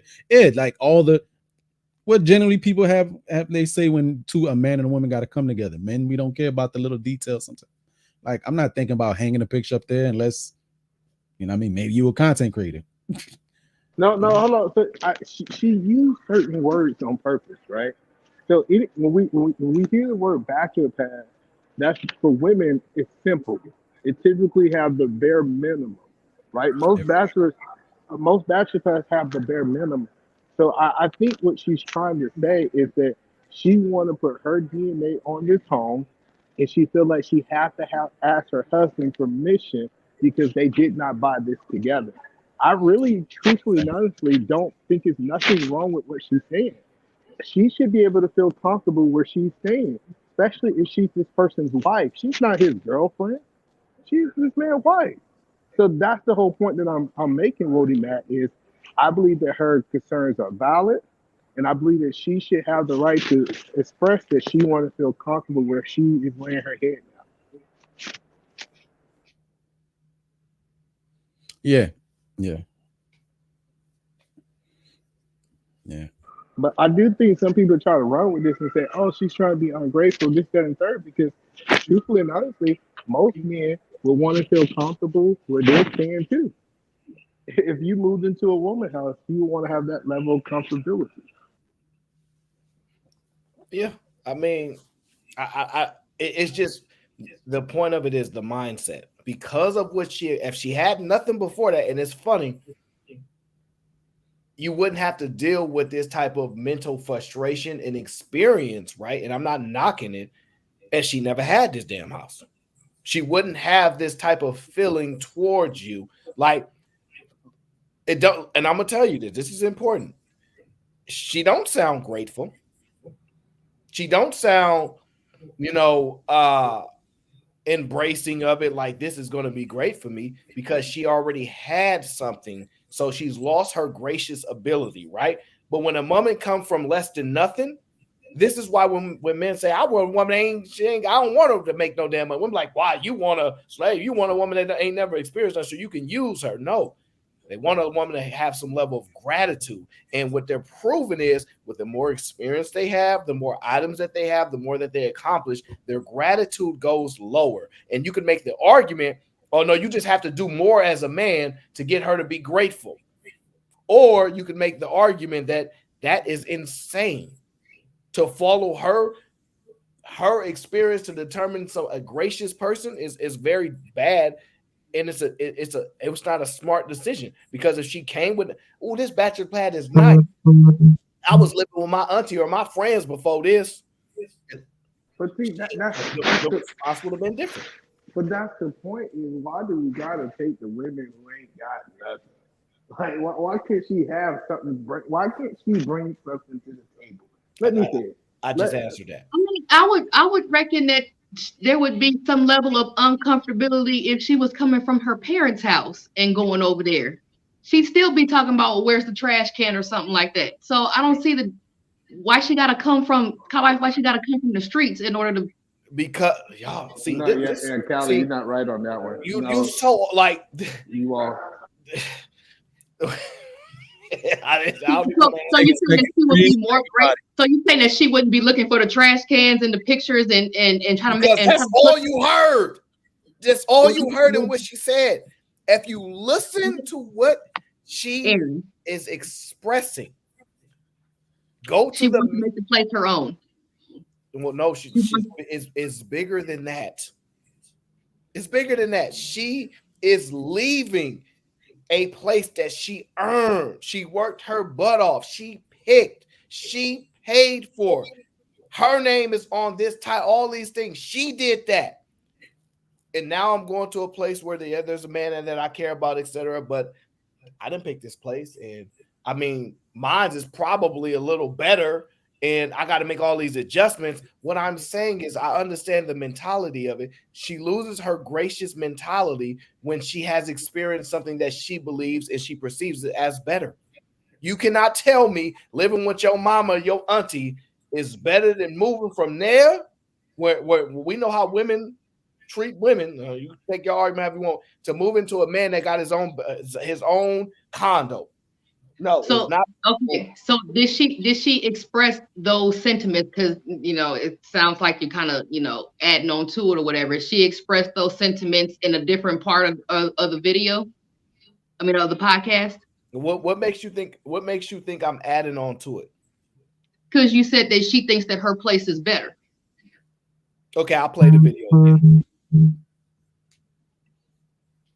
So once we got married, it was really hard for me, if I'm being honest, to move out of my space, to leave my home, because it was a big deal for me to buy a home. And I had just bought the home maybe a year before we got engaged. Okay. And so I had everything how I liked it. It was a big accomplishment for me. And then I'm having to move into a bachelor pad, essentially, right?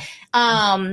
Now, I'm going to just show you that you may think I'm mansplaining, but I'm comprehending, right? Not just the words, but what she's expressing, right? Essentially, a bachelor pad. She called where she lived a home and where he lived a bachelor pad. Do you think this is me interpreting, or is this me understanding?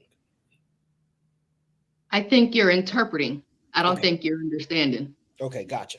Because a bachelor pad is a bachelor pad, whether it's a 5-bedroom or if it's a 3-bedroom or if it's an apartment, it's still a bachelor pad. She's describing what it looked like. There's not like she gave the example of damn trash can. That's bachelor pad shit.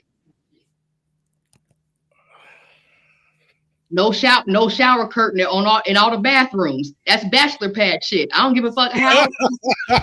That's a good argument. Callie, stop talking about my life over here. That's a good argument. That's not a good argument, because now she's adding stuff that wasn't said. She made a claim about trash cans, and that's it. Yeah, we infer. We so when I infer, right? Yes, based upon what her verbiage and the tone and all these things, right?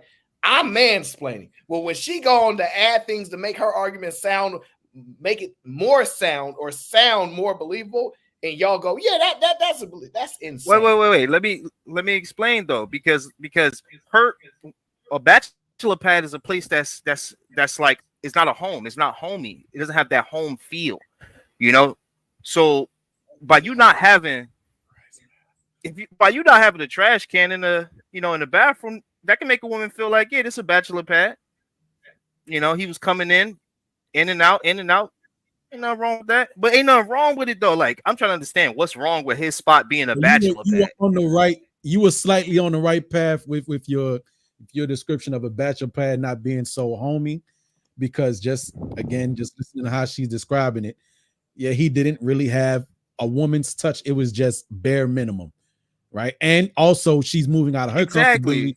What she's already done, what she's accomplished, what she's built up. she's given all that up to seem like to go take a step backwards. And she doesn't know if she doesn't feel comfortable almost in a way sometimes telling her husband or her soon-to-be husband, like, hey, let's fix this up. This would probably look better. Because she said that, like, because she even said in that this video, because this was not a place that we bought together. She did say that. She right. felt So that could also allude to the fact that she felt like this was a place that he's brought other women to. So that can make her, i.e., think, oh, this is a bachelor pad. You know, I'm moving into a spot that he was single at for a minute. So I'm just curious, where was he smashing you at before then? What was he smashing her at? Yeah, at her home. like this what we doing? I mean, what's your argument there? I'm saying like a woman could call any dude's spot that he's like, yo, he say, yo, I've been here for like 5 years, right? Single. She could be like, yeah, this the bachelor pad. You've been here 5 years single. You ain't been celibate for 5 years, have you? No. The answer gonna be no. If you had a 16 bedroom mansion and a woman walk in, you think she gonna say, and this would be reasonable, this is a nice bachelor pad, you think she gonna say that? I see what your point is there. I see what your point is. So okay, so you trying to, maybe I came in at like in the middle of the conversation. You trying to say that she was trying to say his house was small, that it was smaller than hers, like she was trying to downplay his spot? Is that what you? Let's just let her. Tell me what you got from the tone and the language in which it was spewed. Ignore her friend that say independence, because that's not pertinent. So once we got married, it was really hard for me, if I'm being honest, to move out of my space, to leave my home, because it was a big deal for me to buy a home. And I had just bought the home maybe a year before we got engaged. Okay. And so I had everything how I liked it. It was a big accomplishment for me. And then I'm having to move into a bachelor pad, essentially, right? Yeah. And you know, as women, we have things how we like them to be, and men, they don't necessarily always pay attention to that kind of thing. And I'll come into the bathroom, I'm like, where the trash cans at? Oh Lord. Like, where is, you know? So I'm going in and putting my little touches here and there. But then even doing that, you kind of gotta add, if you didn't buy the home with that person, that part, it's like I'm moving into your house. I can feel so it's like, hey babe, I'm thinking that maybe this might look better if we have like a picture hanging right here, you know, that kind of thing. And it was very uncomfortable for now. Maybe if I can, since we inferring things, if you will, if we will, since we are inferring things, right? She said you gotta kind of ask because you didn't buy the place with the person. And now this is where my inference comes in. I believe all of that would have been eliminated. Those feelings would have been eliminated if she would have got to buy the place she wanted with the man, and she wouldn't feel so uncomfortable. I want to jump in there. It just you have to get Aaron. I don't know why Aaron is laughing. She said it out of her mouth. You kind of have to ask because, and this is, I think I'm quoting verbatim. You kind of have to ask because you did not buy the place with the person. She did feel it was a major accomplishment about a year ago to buy her place. She got money for the place. I bet she got. But if she would have bought the place with old boy and did whatever she want with it, all of that would have been out the window. Well, she in for a rude awakening, because if they had bought the place together and she wanted a red couch or something like that, and he don't want no red couch in the living room, it's still gonna be a goddamn conversation. True. And y'all wanted to say that she did give her example of what she thought a bachelor pad is, a place that isn't fully furnished. Because to say you don't have a trash can in a bathroom, you damn sure ain't got the house fully furnished. And there's a lot of men that have a house that look like that. Now, I would say that if she went into his house and his house was just as furnished as hers, because women be taking the time to really like do all that type of stuff. Mostly men will just be like, yo, I'm in and out. You know what I'm saying? All I need is a bed, a TV, and I'm good, right? So that's probably that's what I think. That's what it sounded like to me, like she was describing. Not like it was smaller, like she had to downgrade, but she had to deal with like kind of going back into reverse when she walked into this crib and she like, damn, it's not even a trash can in the bathroom. I mean, y'all be falling for that. Y'all be falling for that with women. Ain't no soap dishes in the damn bathroom. Y'all will crazy, right, Callie? You don't got no soap dishes, Aaron, none of that. Listen, guys, I know what the problem is, and the truth is it's power. Right. That comment by Miss Best. That comment by Miss Best right there. If you go back and look at it, if you can highlight it, what she said is also very pertinent. What Miss Best said about a couple of lines back. Just what you said right there is also what Miss Best said right there. She's basically complaining about the need to compromise. There's no solution for that. Man, look, see, this is why we all hear things differently. Like y'all heard what y'all heard, I heard what I heard. What you hear? All right, let's go off of what you're saying. You saying it's a sway in power. She wants power, and she don't like being in the situation that she in because when she had her home, she had full power. And I agree with you there. I've been saying that for years, is that women don't want to have to go into a man's house and feel like they now got to listen to you. Hell nah. A lot of women not going to be like that. So if that's what you're saying, 100% agree. Yeah, it's definitely a little power trip going on there too. I ain't gonna put no words in the brother's mouth, but I'm gonna let Aaron say what he wanted to say again, because I remember what he was referring to. But if you want Aaron, if you want to go into it again. All I'm here, and I'm not mad. This would come when you dealing with a woman that bought her own house and a woman that ain't bought no house. They different. If y'all think they the same women, just say that. I think they different women. It would be the same woman if she came from an apartment and she decorated the apartment by herself. It'd be the same. No, thing. It is not, because a woman that looks at buying a house as an accomplishment and a woman that renting a house as an accomplishment are two different women.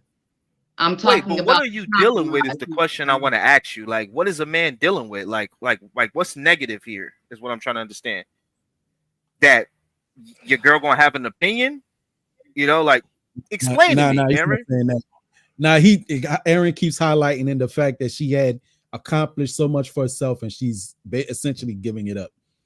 Yeah, but that's not what I'm asking. I'm asking, okay, so what are you dealing with as a man with this specific type of woman? You're dealing with a power seeker because she wants you to have your house decorated. You know what I mean? Like, no. I'm not making a claim that she's wrong. She's a woman. I expect a woman to be a woman. I'm saying that if you live with your mom or your auntie or your best friend, whatever you want to call it, right? And you never owned a home, and you go to a man that owns his own condo, because whether like Callie Bev want to support whatever she want to support, but what she thought of her home and his bachelor pad was hers was bigger and better, and she definitely undermined it. Because I'm gonna just be honest with you, if his spot was bigger, she would have said it. His spot is bigger though, and she didn't add that for a reason.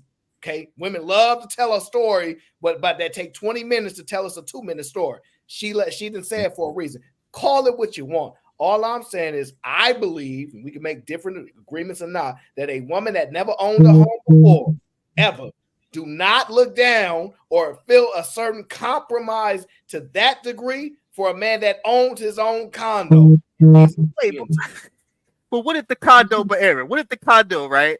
It ain't got no shower curtains, right? It ain't got no. No, wait, hold up. Oh my God. Because, bro, you just neglected like a whole side of the story, bro, and that's kind of messed up.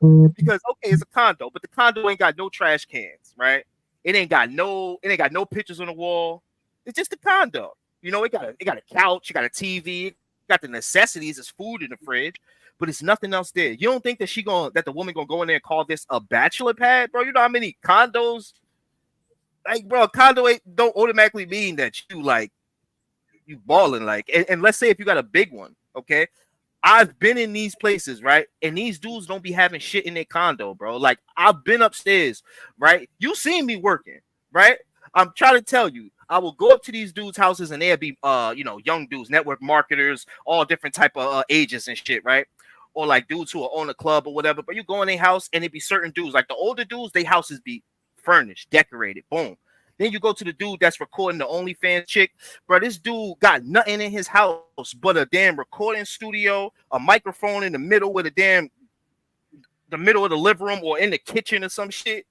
And they ain't like, they don't give a fuck, bro. They coming in and out. So it's a difference, man. And we gotta definitely acknowledge that for men, bro. Because I'm telling you, you go into certain dudes' houses and that shit she will not call it a bachelor pad if it was decorated effectively. A lot of dudes do not be doing that. They should be looking like studios, to be looking like warehouses. It be nothing but space in there. As soon as you talk, you hear echo because it's nothing. You read it's that nothing. comment. You read that comment. Hey, we all been in those spots. Aaron been in those spots where he go to his man house and it's like, yo, what's in? What's in here? You just got a couch? You ain't got no rug. You feel me? You ain't got no. Right, you ain't got no. All we need is the TV, the coat couch. hanger. You ain't got no little place to put your shoes. You ain't got like it's a bunch of shit you could buy for your house that dudes do not be doing that could easily label your shit a bachelor pad. Bruv. All we need as men generally is the TV, the couch, the refrigerator, and the bed. I'm trying to. They trying to That's catch, bro. Like we Kiva said in the comments. Kiva said in the comments, her boyfriend didn't have a dining room table. Fuck, I need a dining room table for if I'm not hosting. If I ain't hosting more people or Thanksgiving dinner, fuck, I need a dining room table for. I got the little TV tray, or if I got the little island, you know, people got the little island bar in their kitchen area. I sit at that motherfucker, eat my food. But I need a whole 6-chair dining room table for. Mattress on the floor. Missy T said, "I'm telling you, we all mattress seen this, bro." We're not doing that. We're gonna have really violated him and been like, yo, he ain't even have a bed frame. You feel me? He probably just had 3 beds just stacked up. Like she could have really went in, but she ain't want to. She just said one thing to keep it short. But I think she was speaking to his house just not being furnished correctly, man. I'm gonna keep it total. We gonna have a bed frame though. It ain't gonna be no mattress on the floor shit. We gonna have a bed frame. Lord, y'all, okay, y'all. I don't know. I'll be grateful, man. I'll be grateful, man. But look, it all come down to gratitude with me with everything. So, what you mean gratitude? You think she should have gratitude? She don't sound like a gracious person to me.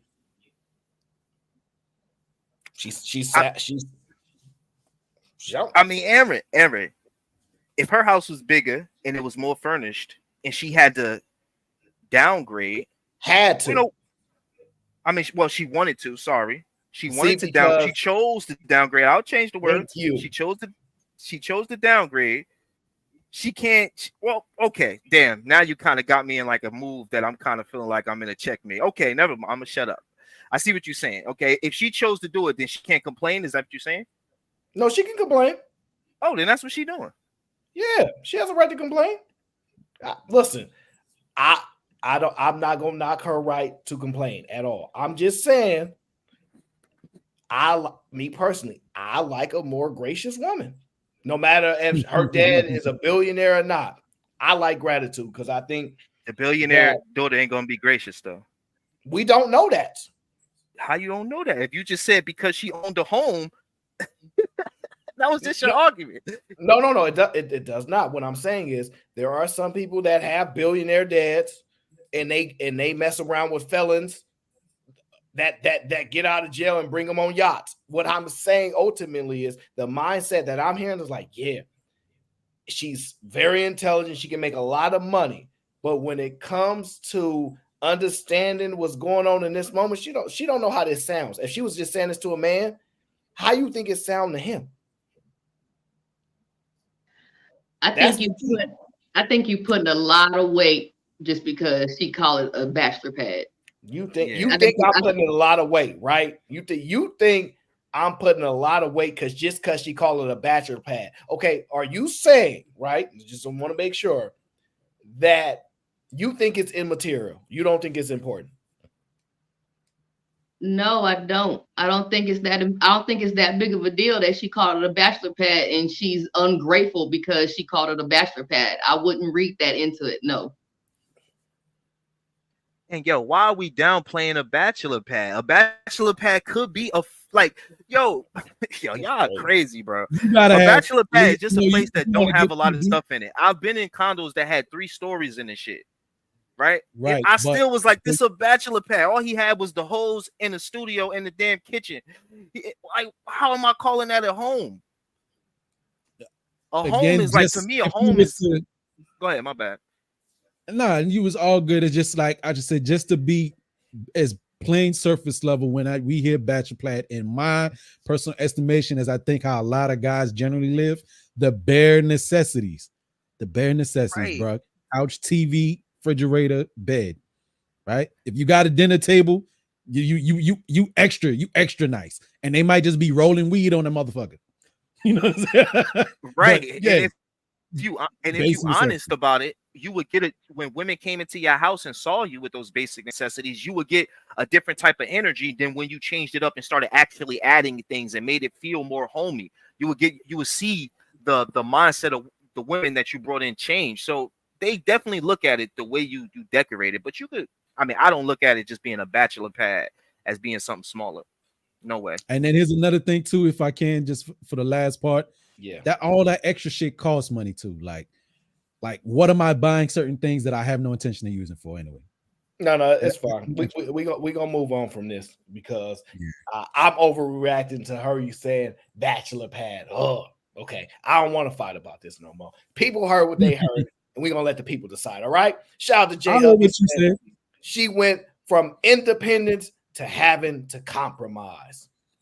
Yep. And shout out to Harrison Davis standing on business in the chat. My God. Red Pill Ranger says, men don't care about the decor of this sad home. Okay. I don't really care either, but I live in my mom's basement. Okay. He said that's gay as hell. We're not going to waste a debate or compromise on that. Give us one space that's ours and we good. Now that's Granville argument and this and that.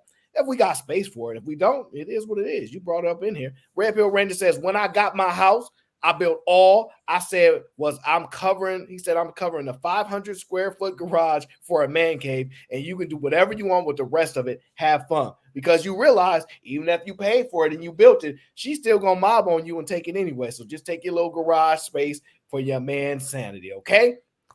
Spence said, why is her home not a hoe pad? See, and that's the part that women ain't going to acknowledge.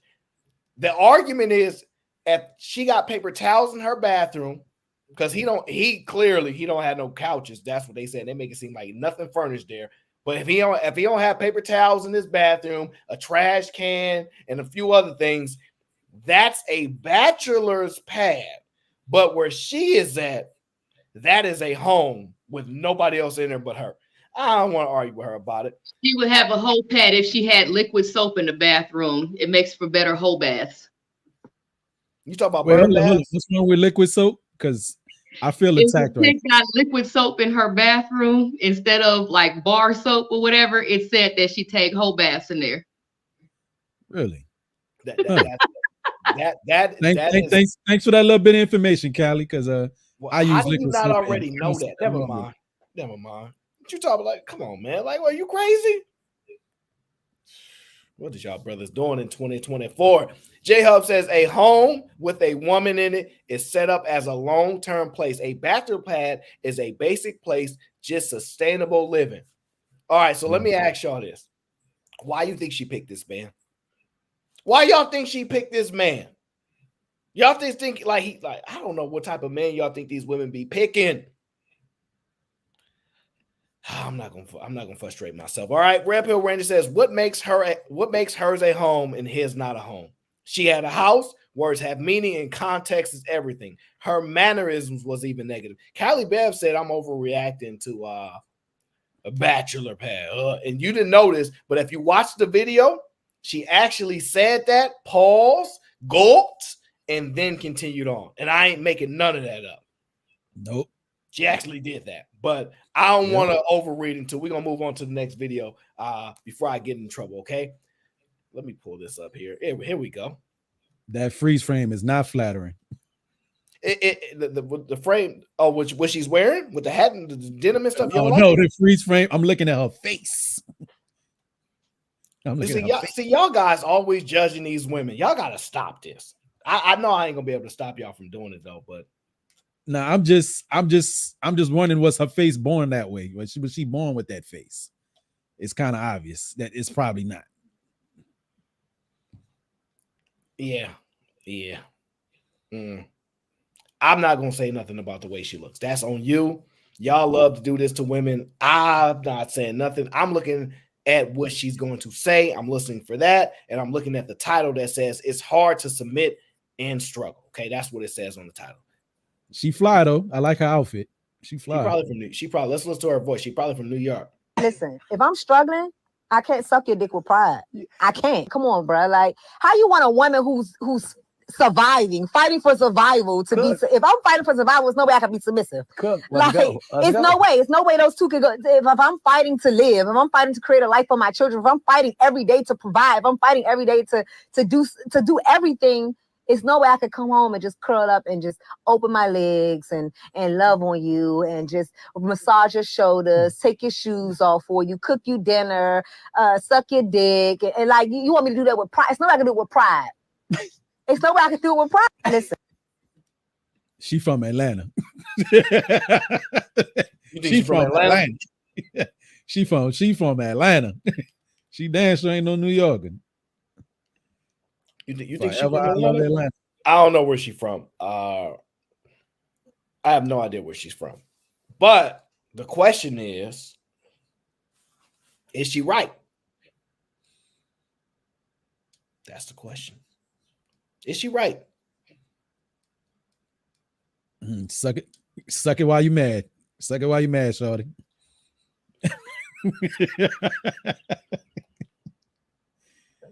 You know what I heard with all that? This is what I heard. She don't need to be in no relationship. She don't need to be in no relationship. If you struggling that bad, right? Supposedly, right? Why are you even in a relationship? Go ahead and do bad all by yourself like you claim. Go ahead and be by yourself. I don't understand this. Why you even looking for a man right now? Like, they're telling man how you broke and you worried about chasing women.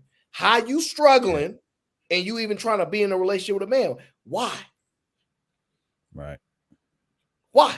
Why are you trying to be in a relationship with a man? Please explain your reasoning for this. Oh. You know why she's trying to be in a relationship with a man, correct? Let me hear your interpretation, my brother. Oh, I have no we know why she wants to be in a relationship with a man. Because she just said, I'm struggling. So she look at a man as what? Somebody to relieve her of her struggles. Okay. Yes. That's what she said. How I'm going to do all this and I'm struggling. I'm doing this. Why is you struggling? What you struggling for? Protect and provide, my brother. Go figure that out, and then you go get in a relationship. This is the problem. Women find relationships to get out of struggle. I know ain't nobody else gonna say it, so I say it. Ed, I've many times heard that a relationship for a man and woman should somehow be some type of beneficial.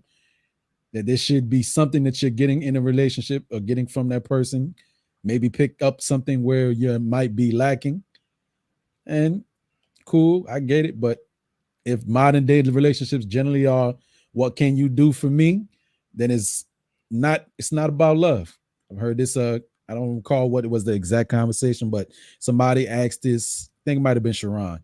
What is love or protection more important? And I had to tell a brother, like, I think protection is more important than love, honestly.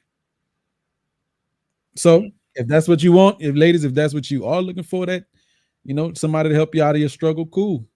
But you probably best off just being single if you ain't gonna be able to find it.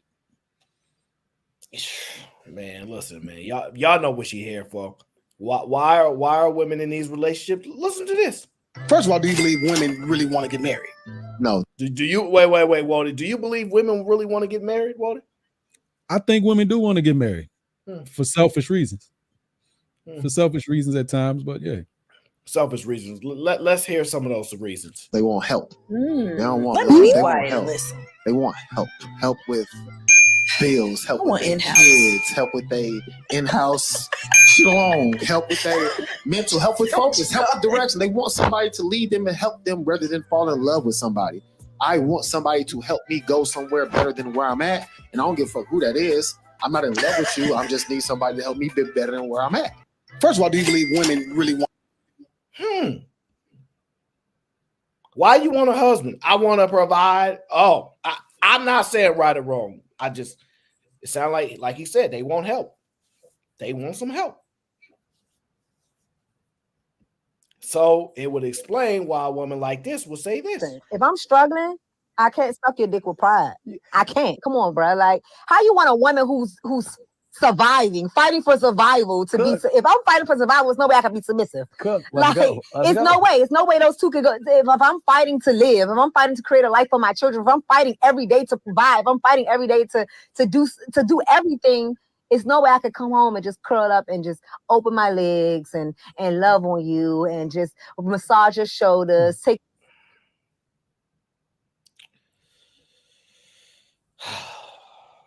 Gentlemen, you're screwed. Gentlemen, you're screwed one way or another. I'm just telling you. I won't generalize. I hate to tell you. You're screwed. One way or another, you're going to get screwed. Is there room for me to jump in here? Oh, go ahead. And I hate to, even me saying I hate to generalize, because I'm about to. And it's just outward observation of the world. Oh, pardon this. Hold on. Excuse me. Sorry about that. I look at a lot of these couples that come from Central and South America, right? Which they may not, we don't know what they are going through inside their own households, but it seems like a man finds a woman, they try to create a family together. The woman may be working as well as the man, you know what I mean? I'm talking about the people come from Central and South American countries, and they get a place together and they seem to make it all work. They don't seem like the material is their main goal, is just helping each other and raising whatever family that they create. And they seem perfectly fine living like that. It's not the most ideal, but it's they're helping each other. They're helping each other get through this thing called life. And you'd put some of these people that we're looking at here, like this black woman or some of these other women, they will look at that as like complete struggle, right? But these people, somehow they seem a way to thrive in it. They seem a way to get through and get over the hump. I don't know, man. I just don't see why she even in a relationship, personally. I don't understand it. But I do know why, because she's looking for some help, Want to get married. No, they want help. They don't want Let love. me be They quiet want help. and listen. They want help. Help with bills, help with their kids, help with their in-house shalom, help with their mental, help with focus, help with direction. They want somebody to lead them and help them rather than fall in love with somebody. I want somebody to help me go somewhere better than where I'm at, and I don't give a fuck who that is. I'm not in love with you. I just need somebody to help me be better than where I'm at. Sounds about white to me. Yeah. Makes me wonder why there's such a chasm, such a difference in the way that our community approaches relationships, and it seems like those Latin Americans and Latinos, Hispanics, they approach some of them approach relationships. I guess when you come from absolutely nothing, you happy with when you got something.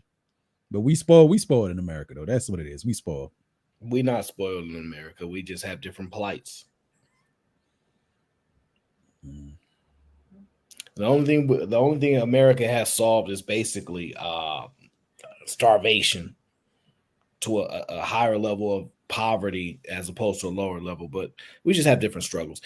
Even we all think that women are so different, but I pick women from all different races. I love either man always says you get the black kid and raise them with the Asians. That's what either man says. So I remember that shit. That shit was inflammatory.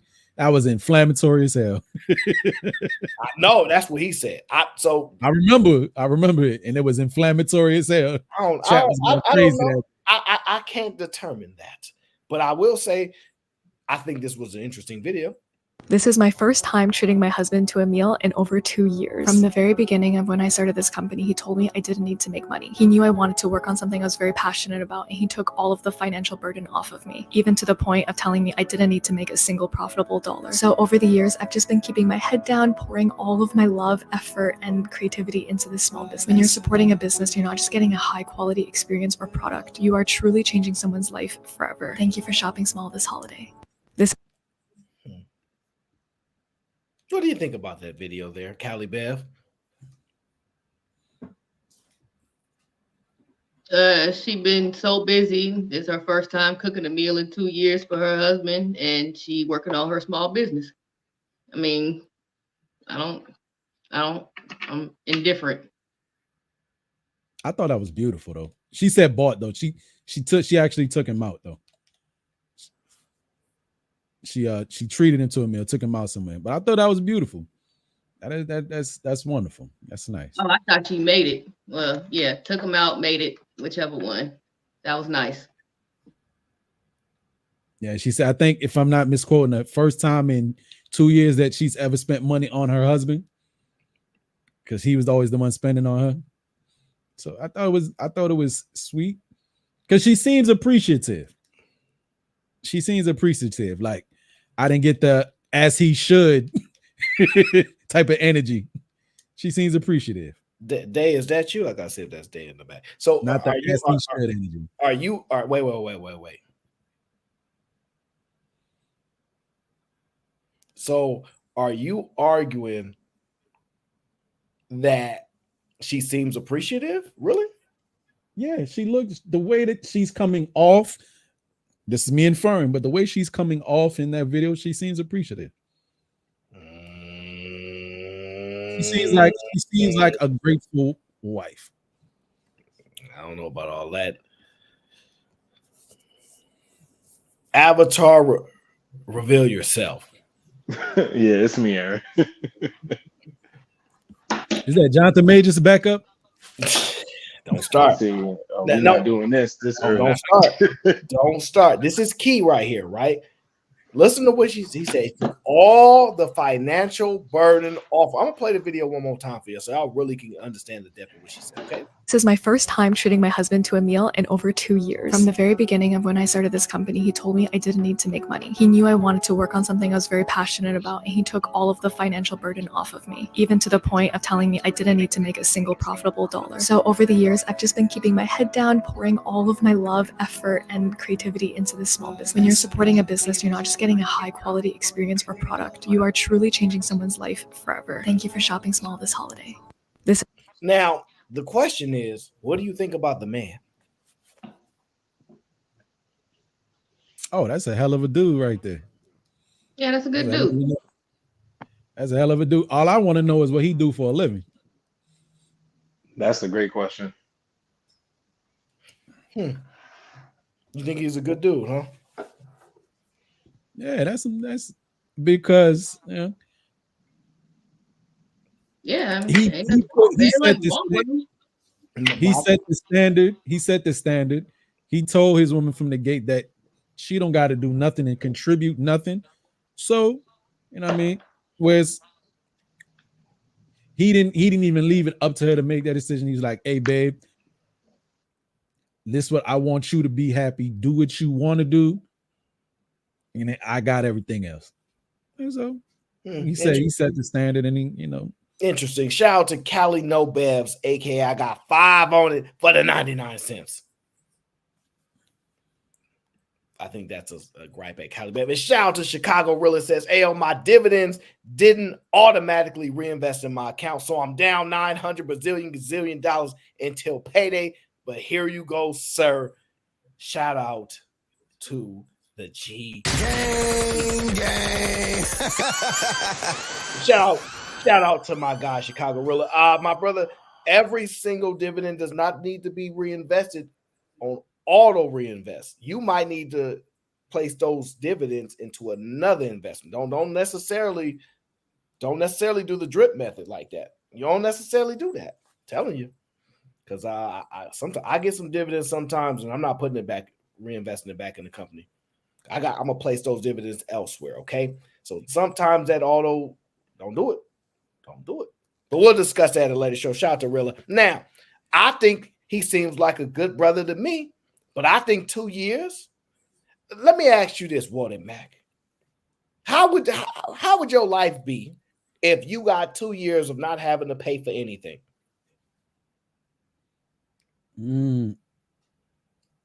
I probably would have maybe 100 to maybe close to 200 saved up. All right. And potentially even more. Because if I ain't got to spend it on nothing but like every dollar I earn don't got to go out to nothing else. Ain't got to go to nothing. It's all yours. I think in a year that I had very few expenses and I saved about $10,000 within like 9 months time. Well, let's say you Cali Bev 2 years and you ain't got to pay for absolutely nothing. How different would your life be?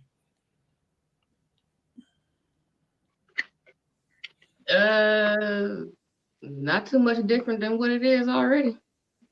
Yeah, Cali don't pay no bills. I mess with you, Cali. Yeah, but no. You talking about as like us together? Or you talking about like just me? Just you. Basically, how your life is right now, but you got the kids to worry about.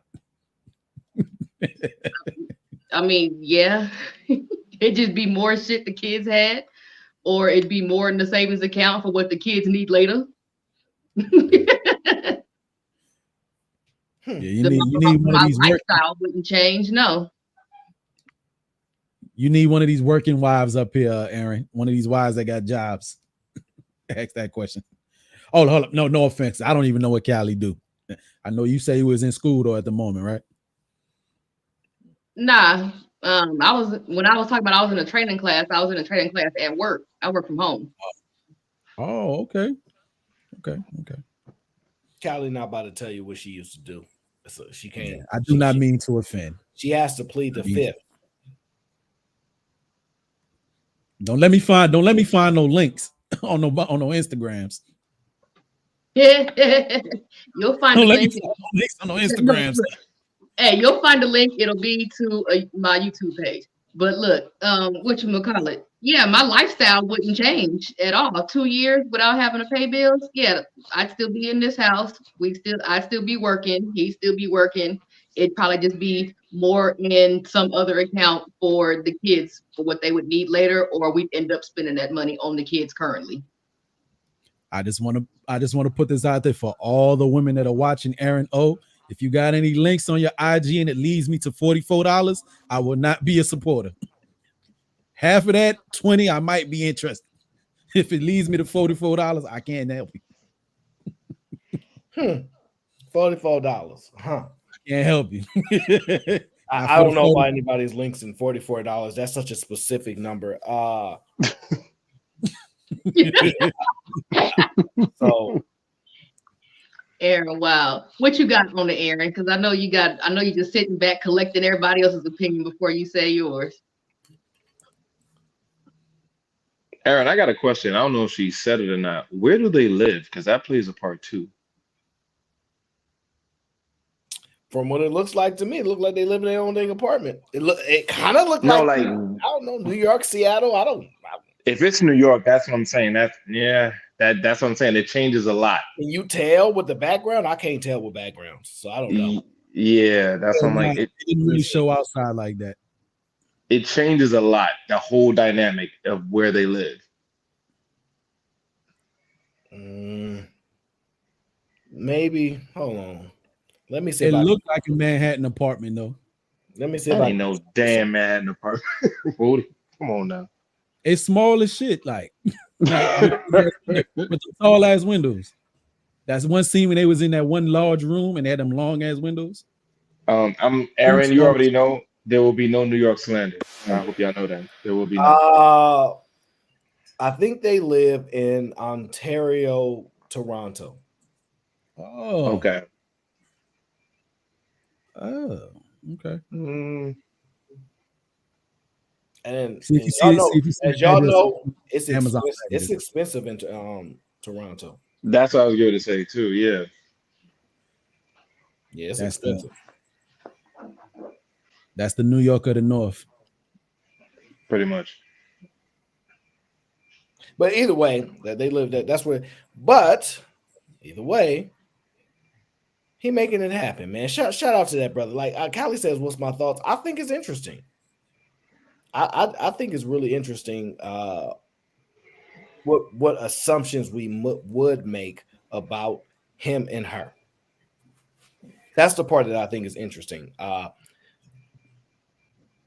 think that's common, but she finally bought him a meal after 2 years.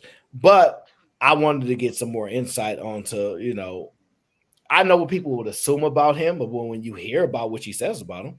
You may have recently seen a video where I treated my husband to a meal for the first time in over 2 years. So that his name is Victor, by the way.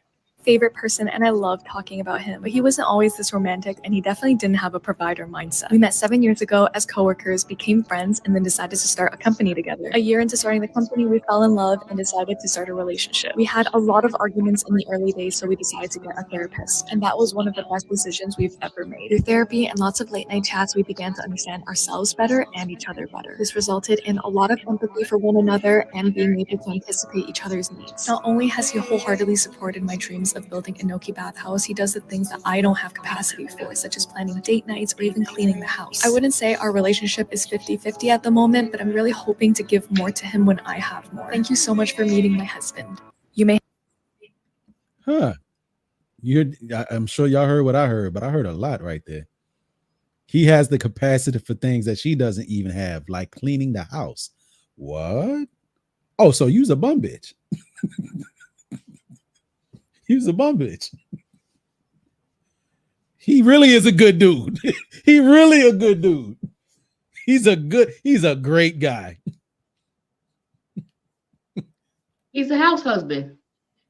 No. She said he has the capacity to do things she don't even like doing, like cleaning the house. So he was cleaning up too for this woman that he was also taking care of.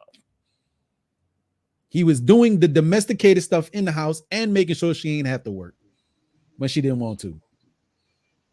Right? So this is the super nigga right here. Oh, okay. I missed that part. My kids come in here. He a super nigga. You find one of these, yeah, she better not never leave him. I really hate to say this. This borderline simp behavior. It's like, bro, you're doing a lot. Look at April said, does he have a brother? Yeah, this super nigga. He'll cook, he'll clean, and he'll pay all the bills. It's interesting to listen to how y'all interpret all this. I'm gonna play it again one more time for the viewing audience. I have recently seen a video where I treated my husband to a meal for the first time in over 2 years. He's my favorite person, and I love talking about him, but he wasn't always this romantic, and he definitely didn't have a provider mindset. We met 7 years ago as coworkers, became friends, and then decided to start a company together. A year into starting the company, we fell in love and decided to start a relationship. We had a lot of arguments in the early days, so we decided to get a therapist, and that was one of the best decisions we've ever made. Through therapy and lots of late night chats, we began to understand ourselves better and each other better. This resulted in a lot of empathy for one another and being able to anticipate each other's needs. Not only has he wholeheartedly supported my dreams of building a Noki bathhouse, he does the things that I don't have capacity for, such as planning date nights or even cleaning the house. I wouldn't say our relationship is 50-50 at the moment, but I'm really hoping to give more to him when I have more. Thank you so much for meeting my husband. You may have right there, because again, people are going to paint themselves in the best light when they talk about themselves, right? There was a lot of arguments in the beginning. He didn't have a provider mindset of that, but they both were working at the same place. So they were pretty much making about equal amount of money. She stopped. They created a company together, but it don't seem like he stopped working at his job. Maybe not. Don't know. Right? Cool. Granted. But even just in that, we had a lot of arguments in the beginning. I wonder who started the argument unnecessarily. Who's more than likely, ladies and gentlemen, to start unnecessary arguments? So it sounds like to me that they were friends first. She loves him for him, and they got married.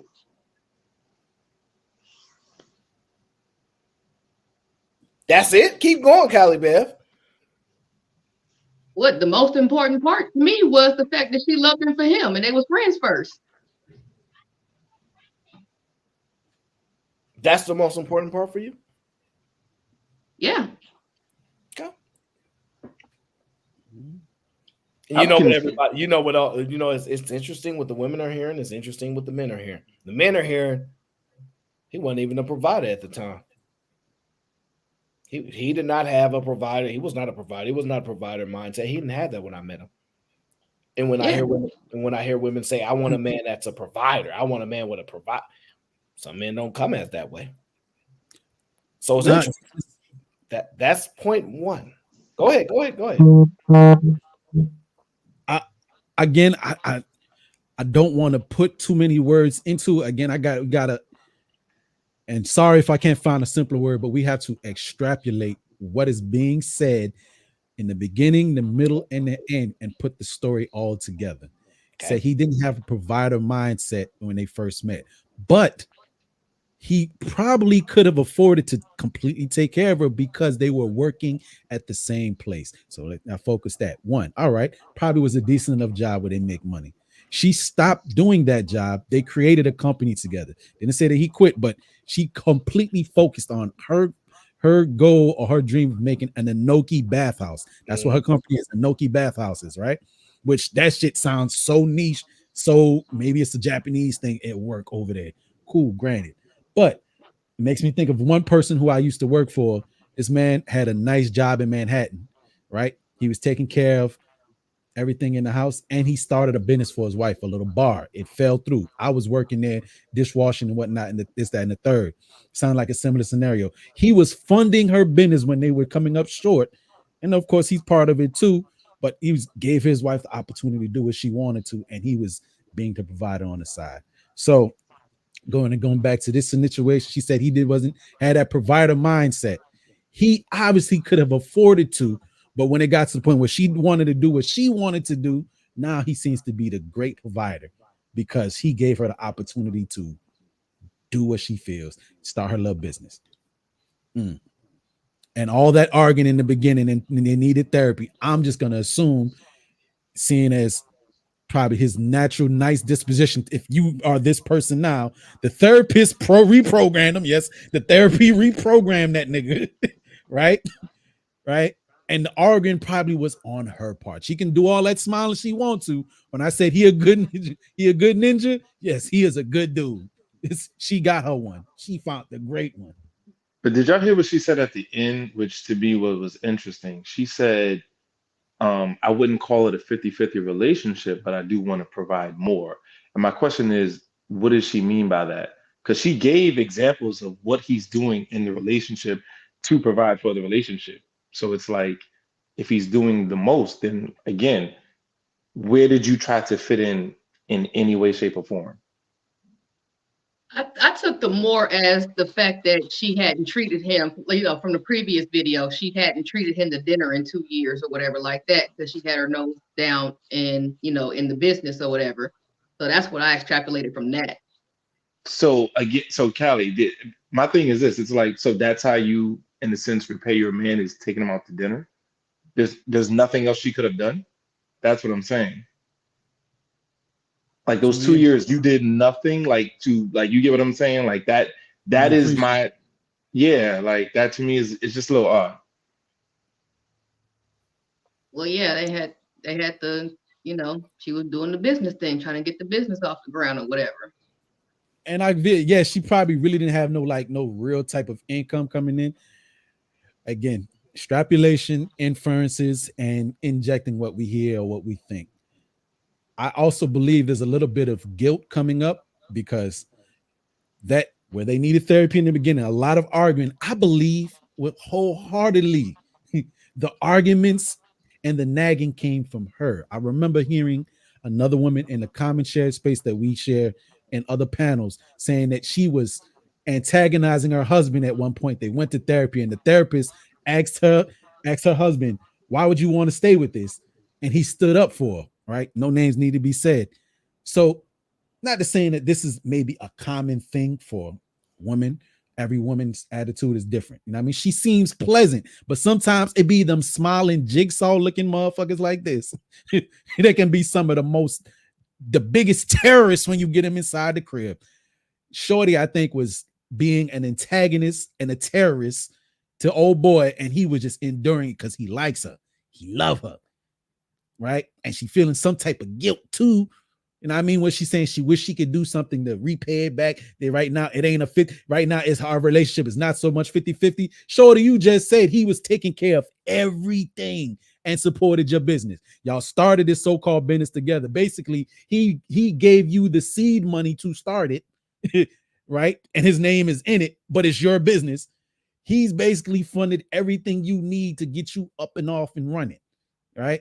And now, as much as you've been hurting or antagonizing this man, you starting to probably also feel a little guilt, like, damn, this dude is just solid through and through. As much as I've been a hell to deal with, he's still here. That's what I'm seeing.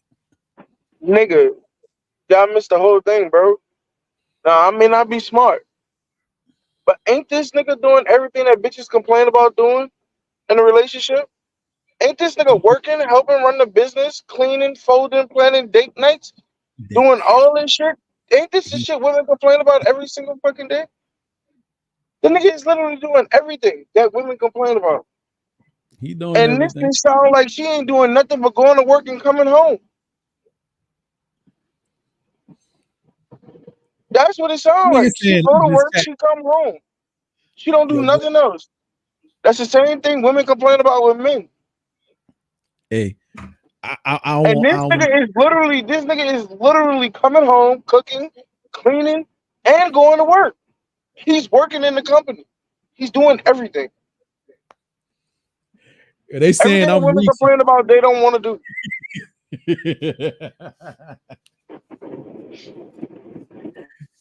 Yo, hey, they say I'm reaching.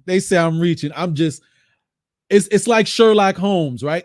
You gotta find information where you can and tie together a piece of the story. She told some truth here, maybe she left some parts out, but tie in from what she said in the beginning, the middle, and the end. And I ain't gonna drag it on. I'm sure somebody else want to jump in, but she said in the end, their relationship is not 50-50. She wants to do more. She said in the private and early in the beginning of the video, they had to go to therapy because of arguing. Who started arguing? Who knows? He wasn't romantic. He wasn't a provider. But that contradicts what you said in the prior video, that he took all the financial responsibility, helped you start your business, right? You said it in the first video, he helped you start your business. In the second video, you said y'all started a business together. So piece together what you will. Well, listen, the key is he's doing way more than 50%. Way more, right? And she's aware of it. And what she said, I want to do more when, this is key, when I can do more. Whatever that means. I want y'all to understand is that a lot of these times these women think these men are not providers. They provide us. They just ain't provided yet. They haven't got to that stage yet. That's just what it is. But she figured it out, how to make it work with him. Kudos to her. Kudos to her. The point of it, he was not always like this. He was not always a provider, but figured it out. This is where it's at now. Hugely beneficial for her, by the way. But she found somebody with the capacity. She's clearly a smart woman, by the way. She's clearly a smart woman. She's not an idiot. And he's one of those guys. It is what it is. I just thought it was interesting. I don't even have a huge breakdown of it. But Lauren Mack says, "Ayo, is your wedding going to be at a courthouse or on the beach this year?" Well, I can't afford the beach or the courthouse. So it's going to be probably on Mars. Yeah. Because I think that's cheaper. I think it's cheaper to go to Mars. Much more cheaper for us now. No, I'm not going to get into that. But hey, guys, if you do get married, right? Think about it. If you do get married, what do you think your family is going to think about? Listen to this. I saw this and I was like, wow. But really, your credit card's going to be missing every day. Also, me and Mom. Whoa, what did she say? You said nothing's going to change, but really, your credit card's going to be missing every day. Also, me and Mama. You know where we're going to be? Sephora, Ulta, Target, the mall, everywhere. So, I'm just taking all your money. And let me tell you, we're going to have fun.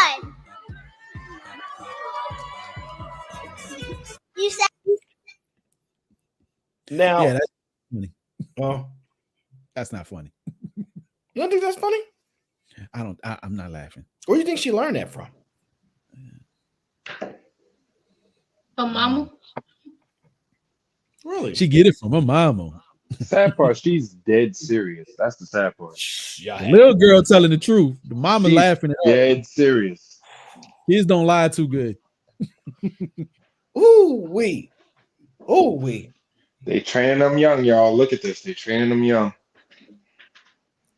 And it's a damn shame because the mama is a cutie. The mama a cutie, right? Whatever he is, they Bengali, probably Bengali people. But goddamn. If y'all like dating Indians or Bengali women, yeah, that's what you really gonna deal with. Really? They black women adjacent. Indian women are black women adjacent.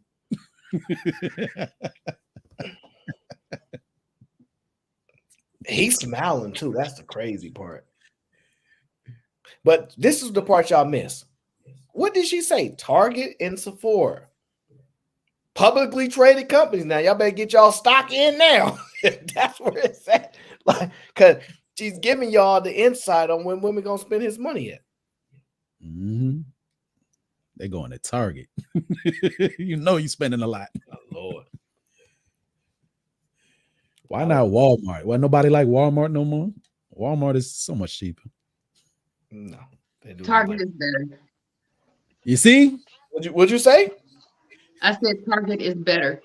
Only women say that. Target better than Walmart? Yes, Target is better than Walmart. It's like the difference between going to an actual doctor's office or going to the health department. My question is, Callie, what is the difference? You're getting what you want. What is the difference? Like, explain. Y'all ever been to the health department? Yeah. There you go. You're gonna wait much longer. You're gonna wait a lot longer, but you're gonna get seen. You will get seen. Yeah. Who else be at the health department? Crackheads, homeless people, stank motherfuckers. Yeah. That ain't entirely accurate. I mean,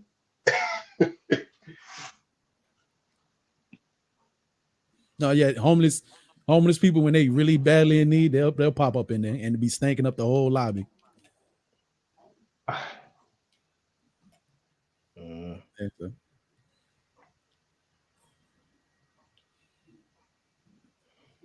People that be on their last leg, smelling up the place, sleeping on under the bridge, they be up in there too. maybe that's in LA because that don't happen in New York. So you had the guy that's paying 100% everything, helping to start a business, doing way more than 50% of the energy that she was claiming, that she doing way that was the Asian guy. You have this guy who, when they get married, she said nothing gonna change. But mind you, right? This is what this is me interpreting. Callie, you tell me if I'm wrong here. I'm gonna play it from the beginning. This is what she said. You said nothing's gonna change, but really your credit card's gonna be missing every day. Also, me and Mama. You know where we're gonna be? Sephora, Ulta, Target, the mall, everywhere.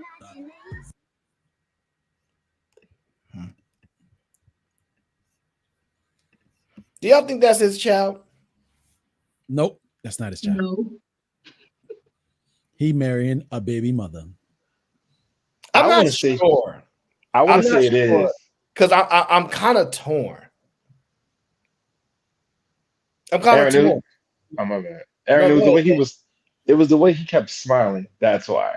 It's like, I mean, if it was a baby mama, like y'all said, I mean, he would have had maybe a little different face, but he kept smiling the whole time. It's not like he gave her a face like, stop. You get what I'm saying? So,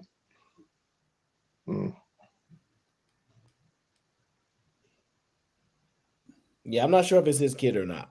I kind of think it is, but the only part that throws me off when she says, you said nothing's going to change. That part's kind of throwing me off a little bit. You said nothing's really going to change. I don't know, but I want to believe it's his child because that's his No, child. It's his child now. It's his child now. He just don't get no say so. He don't get no authority, but it's his child now. Oh yeah, that's your baby. Because look, if that was his child, really, why would anything change?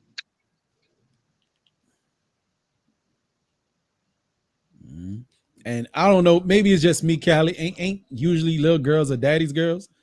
You know what I mean? Right, which is why I'm saying, why would anything change if that was his child? That's his stepchild. That's his stepdaughter. Mm-hmm. Little girls usually for their daddy. They take up for daddy. Right, and if my parents weren't married, I'd still be daddy's little girl. So that's why I said, why would anything change if that was his little girl? Why would there even be a need to say that statement? That's not his child.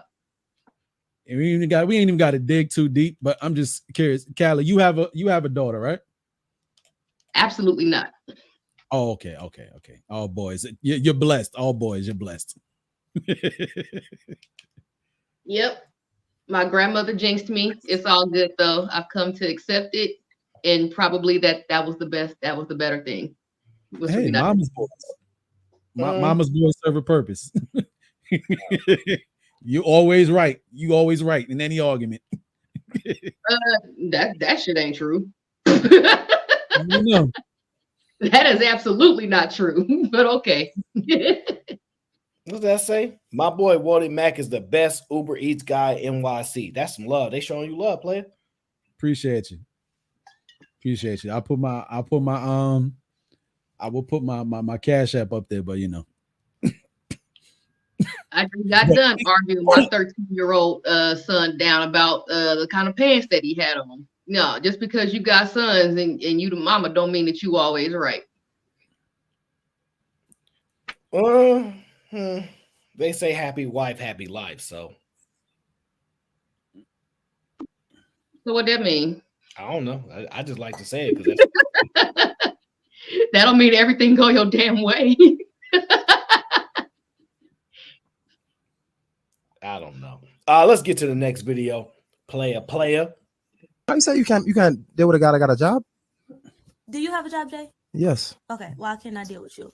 The reason why I gotta start that over. Wow. Yeah, I want to hear this because this video is wild.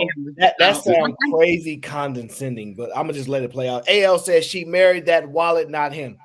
I don't know. I don't want to overinterpret it because sometimes it be jokes and laughters, and she really is running up the bag and Target and stuff, and that's what she do with her money. I don't know.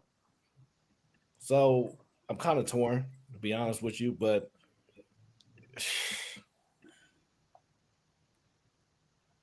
Avatar, reveal yourself. I got to hear your voice. See? Oh, can you hear me? My fault. Can you hear me? Right, we good, bro. Okay, we good.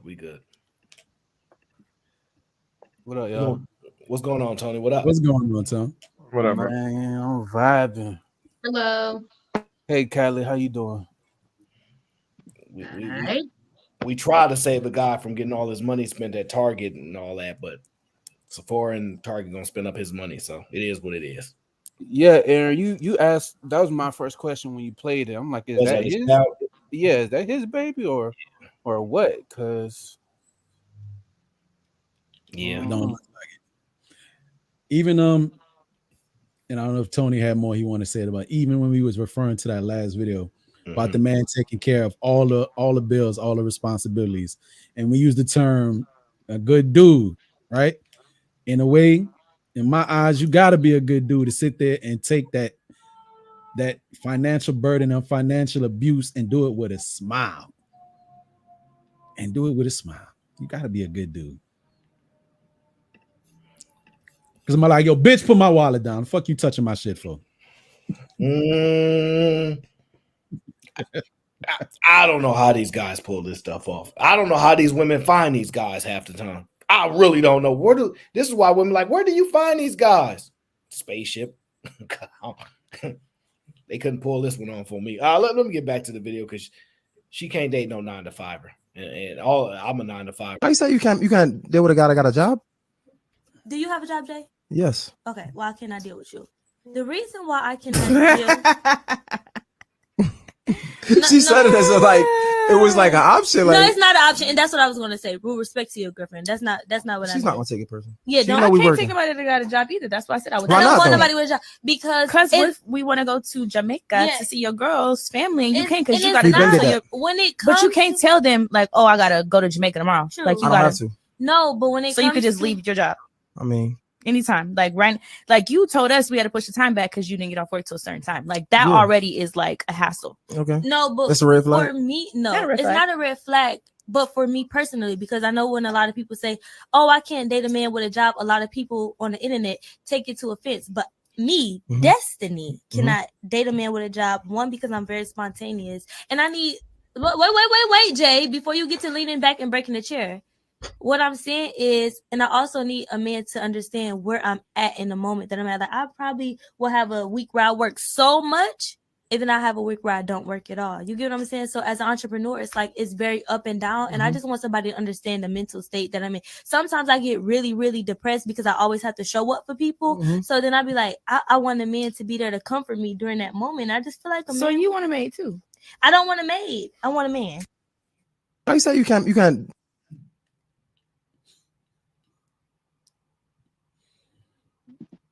I can't deal with that level of spontaneity. I cannot. Like me and my friends, we planned for 2 months. Like we started planning in November to go see Alvin Ailey later on this month. I can't deal with that level of spontaneity just to get up and go out of the country tomorrow or some shit. Like, no. Plus, that level of spontaneity, it don't even seem like real, like in reality type shit. Like, well, these are the people that are talking about they do jobs where they basically are on call or on the job whenever they show up. Not they don't have no structure. Not necessarily nothing wrong with that, but the entire world cannot be entrepreneurs, unfortunately. Y'all ain't even listening. This is why you gotta listen. I mean, we are listening. We know she's selfish. I mean, that's. Is that what I you thought heard? that was a given. Hold on, hey, break it down. All women are selfish. Just some are less selfish than others, and gradually it increases one way or another. Selfish, that's not necessarily the problem. This is the problem. She thinks she a boss. I'm going to tell y'all a secret. I'm going to just tell y'all a secret. Y'all might not. Y'all actually probably going to fight me on this, and some of y'all might actually believe me, right? But 9-to-5ers make more money than entrepreneurs. Run the numbers. Run the numbers.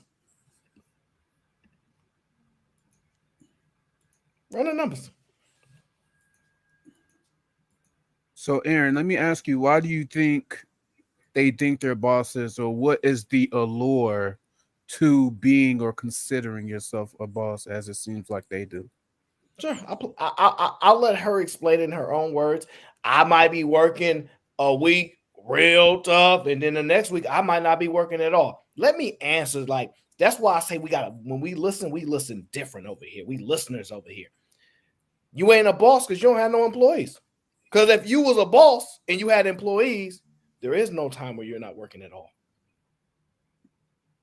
Bosses don't get no vacation.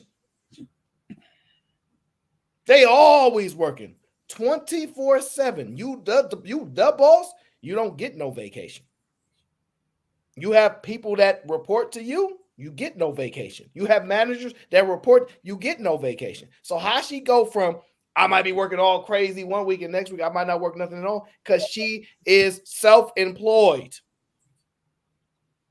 What business do you think she has employees where she could take off and work really hard and then the next week not work at all? What business is this? You ever heard of a business like this? Absolutely not. Absolutely not. She believes she a boss because to her entrepreneur mean I'm a boss, right? She ain't got no employees, y'all. Somebody said she might be a prostitute. Somebody said she might be a strawberry out here. She don't have no employees, y'all. I'm telling y'all, she don't. She sell that thing in Dubai one good week. She could take off a whole week in a month. Well, she is her own boss then, I guess. Nope. Yeah, you just not. Yeah. Nope. Or maybe a contractor. Nope. We just making that up. Independent contractor. Maybe, That's maybe real estate. That's the only thing I can think of. Maybe she in real estate or something. Can you take off like that if you in real estate? Not talking like that. Possibility. But, or you could be going to Dubai too. You know, that's hilarious. You said that actually.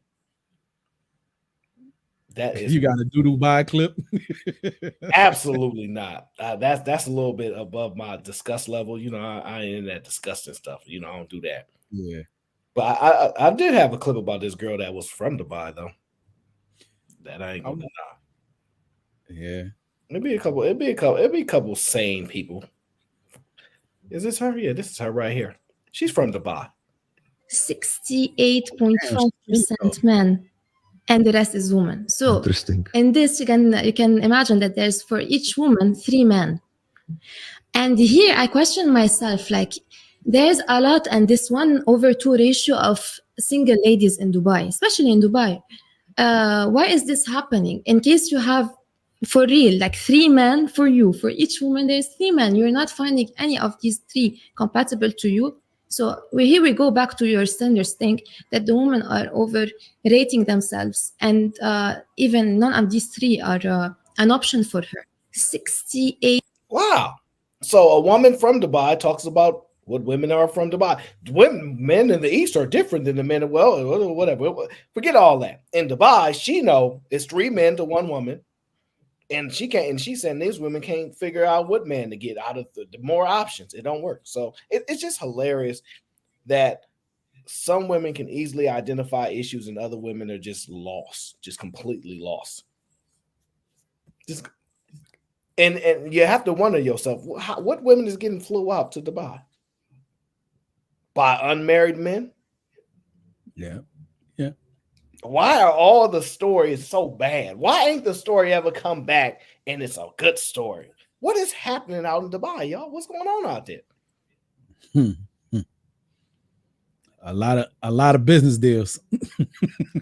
A lot of negotiation and business deals going on. They're making them get in single file like that movie Parasite. Let me pull this video. I want to get y'all thoughts on this lady here, because I have not been able to break her down. Have y'all seen this lady before? Nah. No.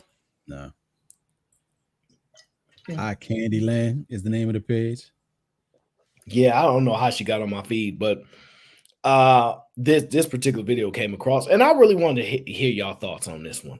I'm super annoyed, and here's why. For the past 2 months, I've been seeing all over my social media people like me and other Asian influencers being attacked for sounding a certain way, being criticized for sounding Black or sounding white. And newsflash, it's 2023. A lot of Asians do not have Asian accents, and I don't understand why people still expect us to have Asian accents. And I shit you not, I can't speak with an Asian accent if my life depended on it. The way we sound based on where we live, okay? If we lived in the South, I'm gonna sound like I'm from the South. If I lived in New York, I'm gonna sound like a New Yorker. If I live in the West, I'm gonna sound like people from the Bay, right?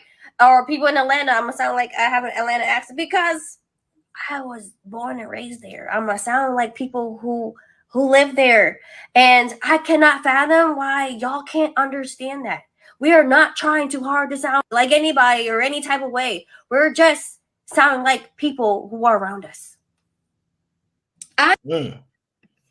Do y'all think y'all be doing that? Y'all be seeing the Asians like, dang, they talk Black or they talk white? Y'all do that with Asian people if they don't have an accent with y'all?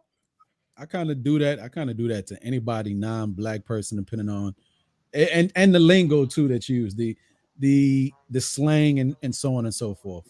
If I hear a white guy be like, yo, that's cap, bro. Like, made me stop for a pause for a second, like, oh, okay. All right. For some reason, it makes me think like that one time when Tom Cruise went to Oprah and he was doing the young jock dance on the couch. It's going down. Remember that shit? I don't remember the dance, but I remember the couch. Yeah. Was that the same one? Yep. Okay.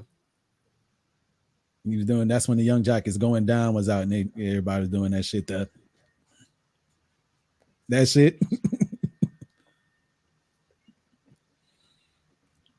I do that, but young content creator that I watch or whatever, you know, I watch reaction videos when they watch like movies and TV shows, right? And she basically gets the same shit, you know. She younger white chick or whatever, but she has the Black American aesthetic and how she speaks like, you know, like she Black and everything, and you know she gets a lot of shit from people in the comments about, you know, you just trying to sound Black, and she was like, no, like I grew up around Black people, like this is why I talk like this. I'm not putting on no fronts or anything like that. This is how I talk, this is how I dress, this is what I like, because this is what I grew up around. She was like sitting in the car. Young lady. It was right before one of the videos. There was another content creator or a video that went viral where this girl was like, yo, people was talking about why she sound like she trying to be Black or something like that. Some Philip, she was like, yo, I was born here. What y'all think I'm supposed to be talking like these with broken English?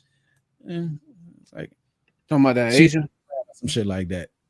Asian chick, and she was from Atlanta, so you know she had the country Atlanta accent with it, so it was even crazier. You know what I'm saying? Yeah, like that Asian chick that was in Shang-Chi. What's her name? Aquafina, yeah. Yeah, if we talking about the same one, well, they exposed her for talking regular before. Like she had a TikTok where she sounded normal. Your first call said Ninja Priest. Ninja Priest. Jesus Christ, man. But no, I think probably that Asians get it worse or whatever because they're not Black or white. Like anybody that's not Black or white in America, you automatically assume that they are from, you know, their home country type shit. So people expect you to talk like with an accent or whatever. That's just what I find. So it's okay if we do that, but people do that to us. Well, okay, that makes sense. That's common. No, I mean like everybody does that. I'm not talking about just Black people. I'm talking about everybody does that. Just like the white folks see a Mexican or whatever like that, and they automatically think that they from Mexico or some shit. You know what I'm saying? That's true. Like They don't know everybody, the difference between it's an America thing. Guatemalan. Yeah, they don't know the difference. You're absolutely right. That's the best part about being Black. We could just say they all the same. Now, either man said, no. Remember, because this is important. Either man said, right? This is important, right? Either man said, you get the Asian woman to raise your Black kid. Okay, this is a Black man right here. Okay, and he found the Asian woman. Listen, what happened? What? You gonna watch them grandkids? No, I ain't gonna watch it.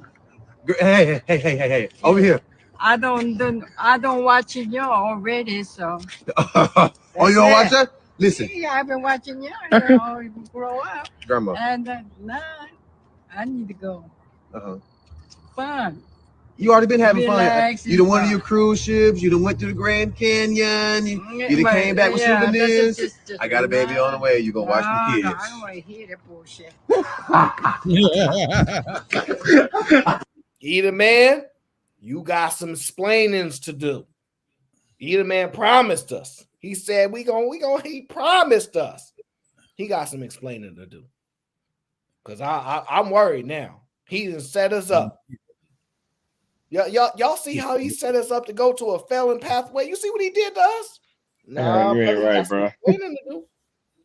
He got some explaining to do. Because now I'm feeling like he's setting us up, y'all. I'm feeling like we getting set up. Could y'all imagine y'all get your Asian on either man's referral, right? And all of a sudden they're like, we're not raising them kids. Oh no, it's going down. Either man got some explaining to do. Either man got some explaining to do. When y'all see him, ask him about it. Yeah, he got some explaining to do. He got some explaining to do around here. Now, he always contrasts, you know, the black woman, Asia, and you know, it ain't just him because he don't care about race. Either man don't care about race. I don't care about race. You get the best person you possibly can get. All right. Now you guys determine who that will be. But I think your chances rise increasingly when you deal with certain people. That's all I'm gonna say. Because I ain't getting canceled today. But I will say this. I believe in 50-50. I believe 50-50. You pay this part, I pay that part. I ain't paying 100% of nothing. No. Because that Asian man just did it and y'all made fun of him. So y'all not going to make fun of me.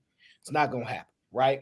Now, for all those women that disagree with me and said, I ain't doing no 50-50, I got something for you. And shout out to Too Savvy says for the water fund. Salute to Too Savvy. I got something for you. Gang. oh, I have something for y'all. Laura Mack says, Ayo, will you allow me to be an honorary groomswoman? No, absolutely not. Just because I'm in San Francisco don't mean that I am in agreement with this changing and all that changing stuff. No. Nope. You're gonna just have to be the woman. All this nope. Not gonna do it. I refuse. But for all you women that disagree with 50-50, I got something for y'all. This for y'all. If you think you're lonely now, girl, wait until the first. Girl, wait till that rent is due.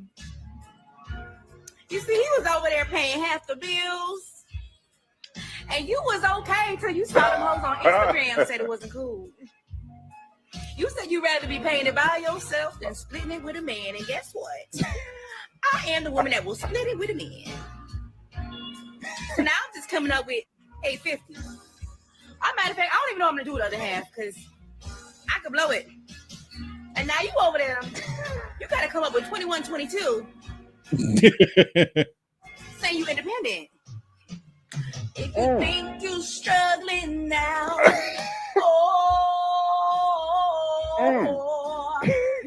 winter is coming.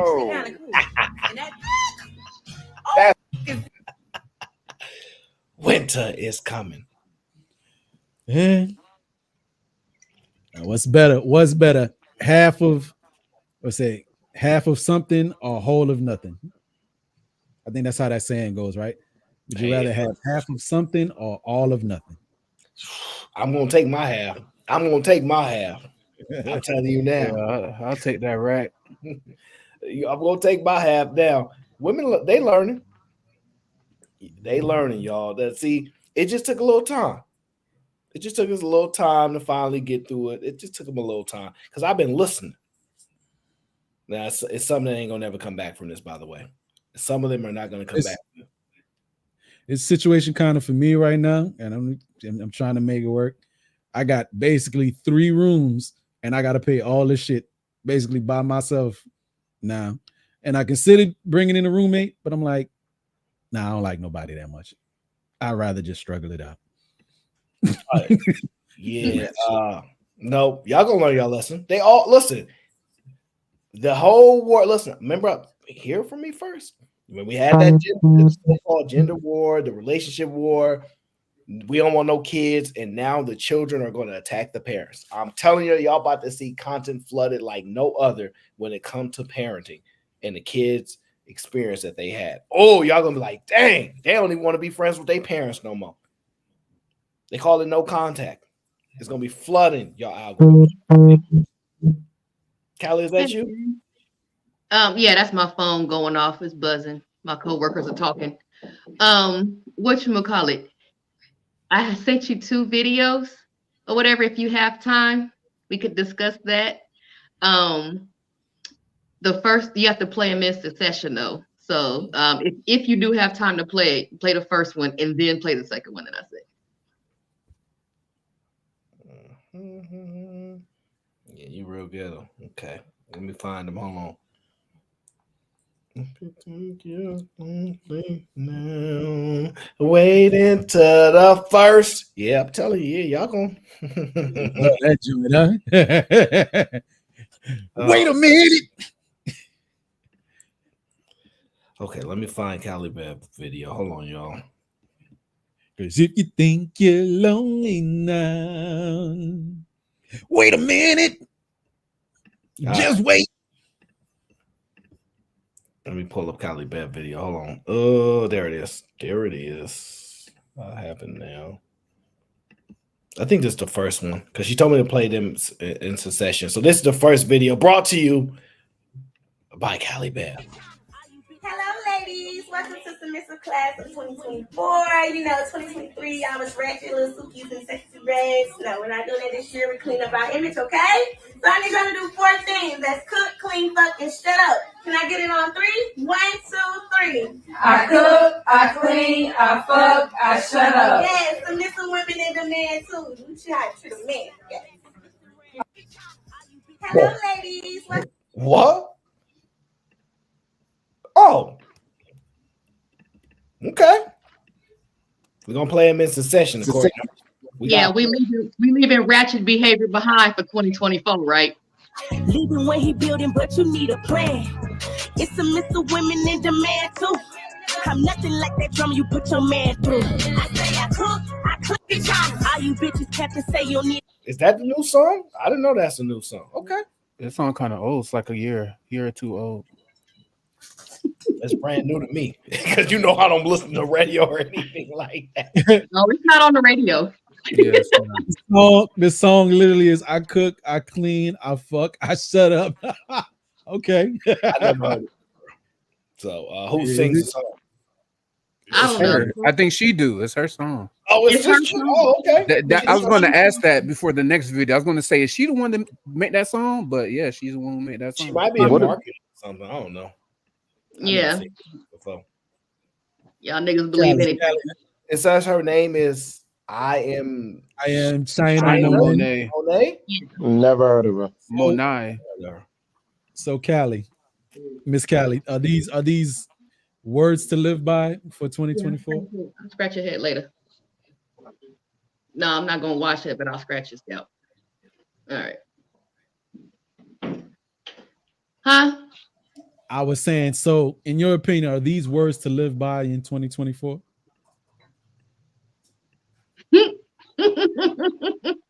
All except for the shut up part. What you mean? Women are already doing some of this stuff. They just been more humbled now. And I know they think men just want to humble women. Y'all gonna get humbled by reality in life. Y'all just think it's a bunch of men on the internet trying to humble y'all. Y'all gonna get humbled by life. No, my thing is that she made a contrast between submissiveness and ratchetness, right? Mm-hmm. And then in like the next video, she being ratchet. And she's being ratchet, talking about we leaving ratchet behind for 2024. Well, we men like ratchet women, but we also like Haley Bailey. What I'm saying is, she just showed you. Ruby Rose is the fun, but when it comes to wife, and it's gonna be Haley. It is what it is. Women do the same thing. Women got their fun guy, and then they got the husband guy. Y'all make decisions very in a similar way. It's all about who mess up first. Yeah, okay. Yeah. Clean up our image and all this shit, and we're gonna leave ratchetness behind, but you still being ratchet. Yeah, ratchetness never gonna go nowhere. You acting like women can move in uniformity. Y'all can't because money sway y'all too much. And I can't, man. I don't know if I even want to get into this one. This gonna cause too much. I don't know, shit. If I play this next video, it's gonna cause too much problem. Let me just tell you that now. Not the one on screen, luckily. But if I'm gonna leave that video alone because it's gonna cause crazy drama. So I'm not gonna even do it. But I will play this video of this lovely woman. And by the way, I do love braids. I love women that do the braids and stuff. I love that stuff. Just want to say that. And Wody Mack did not insult this woman's looks, so that must be saying something. Because she look Okay, cute. so it appears like my comment section on my I don't want to be independent anymore video is in shambles. And I just want to say there are a lot of bitter men and women in the comments that have a lot to say about the fact that I don't want to be independent anymore. And what I realized from that post and a lot of the comments from women saying, me too, sis, like retire me. I don't want to be Miss Independent anymore either. This was a lie. We fell for it, bamboozled, led astray. I also just want to call out, while we were a generation of Miss Independent, be independent, we also are a generation of let me cater to you because, baby, this is your day. Do anything for my man. Baby, you blow me away. I got your slippers, your dinner, your deezer, and so much more. Anything you want, I want to cater to you, boy. There is a generation of women that would like to cater to a nigga, okay? So I don't know this whole back and forth argument on Instagram about men versus women, what they do. Listen, help me carry my boxes and you will never have to carry nothing in this life by yourself. Okay. That is straight cap. I wonder how old is she? That is She straight said cap. nigga is what threw it up for me though. You got to understand. It's like imagine your pastor getting up on the pulpit. I want to tell y'all niggas today about the motherfucking goodness of the motherfucking. Like, wait, hold up. I like the message, but when she said to these niggas, it's like, oh, okay. Maybe she meeting them where they at. I see the hook. You ain't gonna get me. I see the hook. So because she said nigga, that just ruined all of it. It just ruined all. It's like we was talking again when I brought up the 44 message and the messenger. You said all that good stuff, but imagine a woman wearing a hijab and tell me like y'all sisters need to learn how to treat y'all motherfucking men. A woman in a hijab. Be like, wait, hold up. What you outwardly presenting and what's coming out of your mouth seems in utter conflict. You get what I'm saying? Yeah, well, you're kind of, and what you're presenting is in conflict. You're kind of on the right path, but I think she's one of those she needs help type of women. I don't think she means like she didn't have. Obviously, she didn't have that mindset before, but now she has that mindset because she needs the help. I don't even think it's the help, y'all. I think a lot of women today, if you look at it, and I've been saying this, I hate to say this, women today look at, marriage and all this other stuff is like another degree. It's just another stepping stone. So it's like I have the degree, I have the job. The husband is pretty much the same thing. It's on the same level as degree, no matter where it comes from. So, I mean, well, nah, because I mean, this video is in response to her, saying that she wants to basically cater to her dude. So I don't necessarily think that it would just be another notch on her belt or nothing. It kind of sound like she was, you know what I'm saying? She had that mindset already. No, she just got it. She just got the mindset. My hypothesis is she just turned 30. She tired of spending all that money, and now she want the help. That's my hypothesis. That's what I said. It's another stepping stone. It's like if you notice, women who get to that age, they start preaching this. That's what I'm saying.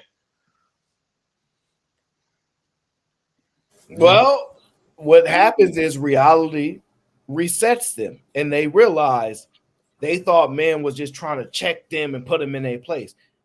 Life will do that to you. And see, a lot of times what you have to have the skills and ability to do is to allow people to come to the conclusion for themselves. You ever try to help somebody and y'all giving them all the advice and they just not hearing you and you leave them alone, and 6 months later, somebody else say the exact same thing and they receive it? Listen, you got to let reality hit them dead in the face, and they going to learn just like women are starting to learn, whether they black, white, it don't matter. I see a lot of women entering their I hate men ain't shit era. And as a woman who went through that era and eventually softened up, and now I love men again, I realized and I recognized what that actually was. What that was is women are grieving heavily, being sold this idea of what we would get in return if we were a certain type of woman, a certain type of wife, if we did a certain type of thing, sacrificed ourselves in certain ways. And now these women are just grieving. they're angry, they're in denial that good men exist, things like that, and they just need to work through the processes of grief in order to come back to their soft, feminine, nurturing, receiving energy, and that takes time. So if you see women in your life going through this phase of life, just support them. They'll come back around. Even white girls don't know what's going on. And they started this feminism. Well, see, this is why I like watching old shows. Like I watch Vikings. I just finished up the Last Kingdom, and what you'll see is a bunch of warriors, royalty, and women. And you see how women align what's going on. I'm telling you now, if a woman was a critical thinker, she would take what she saw there and say, just because they have skyscrapers don't mean this is not the same. And this is they just lack certain critical thinking skills that I think. And so they're learning when reality reaffirms them that you still a woman and we are still men. And you better learn what that means. That's just the truth. That's just the truth. And I think some of them are learning. Is it too late for some guys if they don't want to forgive? If they don't want to let it go? If they don't want to give you grace because you wouldn't give them grace, yeah, you're going to have to live with that reality. And I don't think most women are able to handle that right now, because what they got back is men that don't shut up and be quiet, and men that actually respond, and they don't like that. They don't like men that don't be quiet and don't shut up. I've heard that said. They said that the men of old, where they were stoic and calm and they ain't argue with women. I'm like, okay, so you basically like the nigga that just shut up and took it. Or that was a conversation that was said like close to the end of the year last time. One of these panels said that y'all granddaddies and the men of old just stood in it in the fire with women, wasn't up there arguing with women and all that, just was calm and solid like cement. Yeah, I see what you're trying to say. Yeah, I see what you're trying to say. Let the woman be a firecracker, wild and out of control, and you be that voiceless mannequin. I got you. Well, what you do is you can see if a woman has critical thinking skills, right? Let's give an example. Listen to her. When it comes onto your relationship, is it what your man says goes, or does he always involve you in decision making? Most times I do agree with all decisions that he does make, but he does hear out what I have to say and he takes it into consideration. But most of the times we do go by what he says. I just think he's a very wise person. Do you consider yourself wise as well? I consider myself a wise person, a reasonable person. So why isn't it that you're the one who's making most of the decisions in the relationship? I don't know. I think I just rely on my man to make the decisions. And I like that. I like that part of embracing my femininity. So you like it when your man leads? 100%. But do you think it could work if you were the one playing that role instead? I don't know. I feel like I wouldn't like a man who I can boss around. A woman's job is to be feminine, and it's always been this way. I feel like men are always masculine. They're always leaders. They're always protectors and providers. So I feel like for me, I'm always going to want a man that's masculine. So if he says, yo, we're moving to Texas, this is the best place for the job opportunities for me, you're moving with him? 100%. I actually love Texas. We were just talking about moving to Texas recently. Calibet, what do you hear when she says all this? What do you hear? Because we might hear different stuff. I don't know. Well, I hear that she got a good dude. He listens to what she has to say, takes it into consideration, but he pulls the trigger.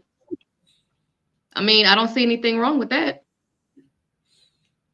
I like how you called him a good dude too, Callie. Yeah, I like how you called him. It doesn't sound like he's running a dictatorship or anything like that. It doesn't sound, Did you find anything problematic on what she said? No.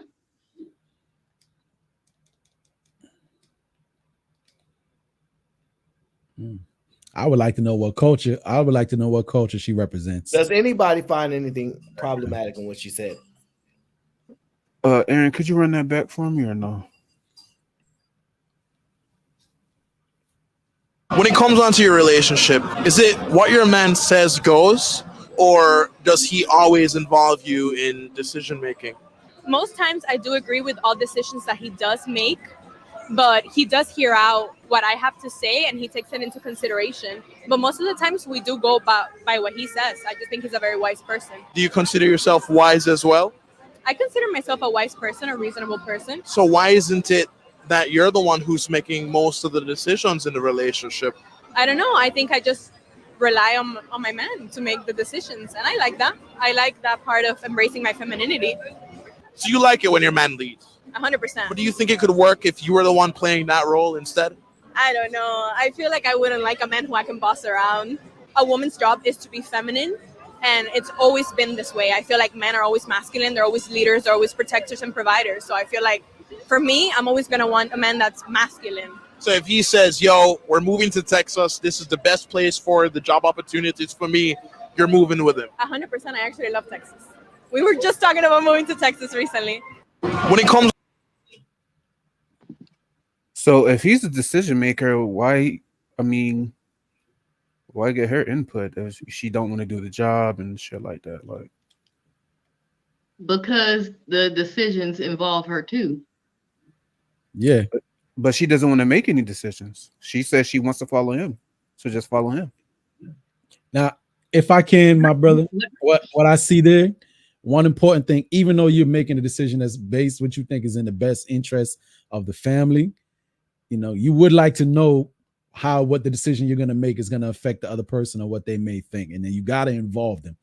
You know what I mean? Even if it's going to be your say it's fine. If you believe in it, whether it be a major move, we're taking some money, yo, honey, I need this tool. And that's going to drain about 60% of our savings, but I can use this. I'm sure I'll make the money back. And I mean, just have faith in me, whatever the situation may be. You still got to involve the other person and see how they feel, see how they're feeling in it, you know. But she said most times, she said most times we end up going with what he said. You know what I'm saying? That doesn't mean all the time. So sometimes he probably listens to her or whatever like that and goes with whatever her opinion is. Mm-hmm.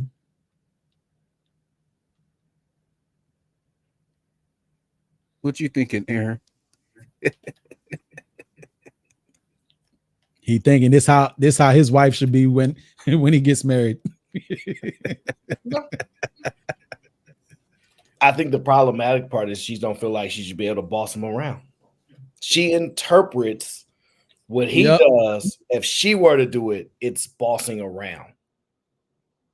That's the only part that I was to. I'm like, why is that considered bossing around if you do it, but it's not if it's him? And if it is him, you okay with it, but you wouldn't be okay with bossing stuff. It's just that mentality. It always leaves out people having to do what's right. That part always bothers me. So you think that maybe she might be internally interpreting his actions as bossing her around, since if the roles were reversed, that's the way she phrased it? That's what she said. I'm going by what she said. Now I'm fine with interpreting, but if you just I don't want a man I can boss around. That's what she said. So what I don't know. I mean, I can see the interpretation of that, you know. Maybe she might, you know, subconsciously feel like she being bossed around or whatever. But yeah, I would only make that interpretation based off of how she described it when the roles were reversed. This is the hardest part I struggle with, right? Not that I have a problem with acceptance of reality. It's when it's the part without women acknowledging how great men are and the likelihood that when you make comparisons, because it's I do this, I do that, when it's time to make a comparison of who's greater, they don't acknowledge the man is greater. But to a critical thinker, and you had to be non-biased, just critical of it, this is exactly what they say when they speak. Because if I did this, oh no, because I'll be doing this and I'll walk all over you and I'll do this, this, and that. Like what you would do to somebody, you wouldn't want done to you. But if you were in a position to do it, you do it. But you still think you on par with somebody else that's better than that. Is mind-blowing to me. In every aspect, it's mind-blowing to me. I can't be mad because they want what they want. But the inability to have an acknowledgement of those desires is mind-blowing to me. That they just don't realize that they're doing that. I just don't get it.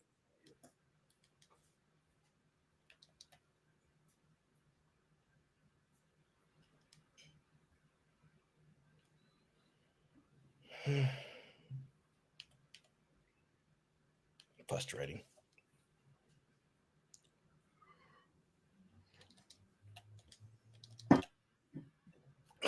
Very, very frustrating, Caliban. But you know what?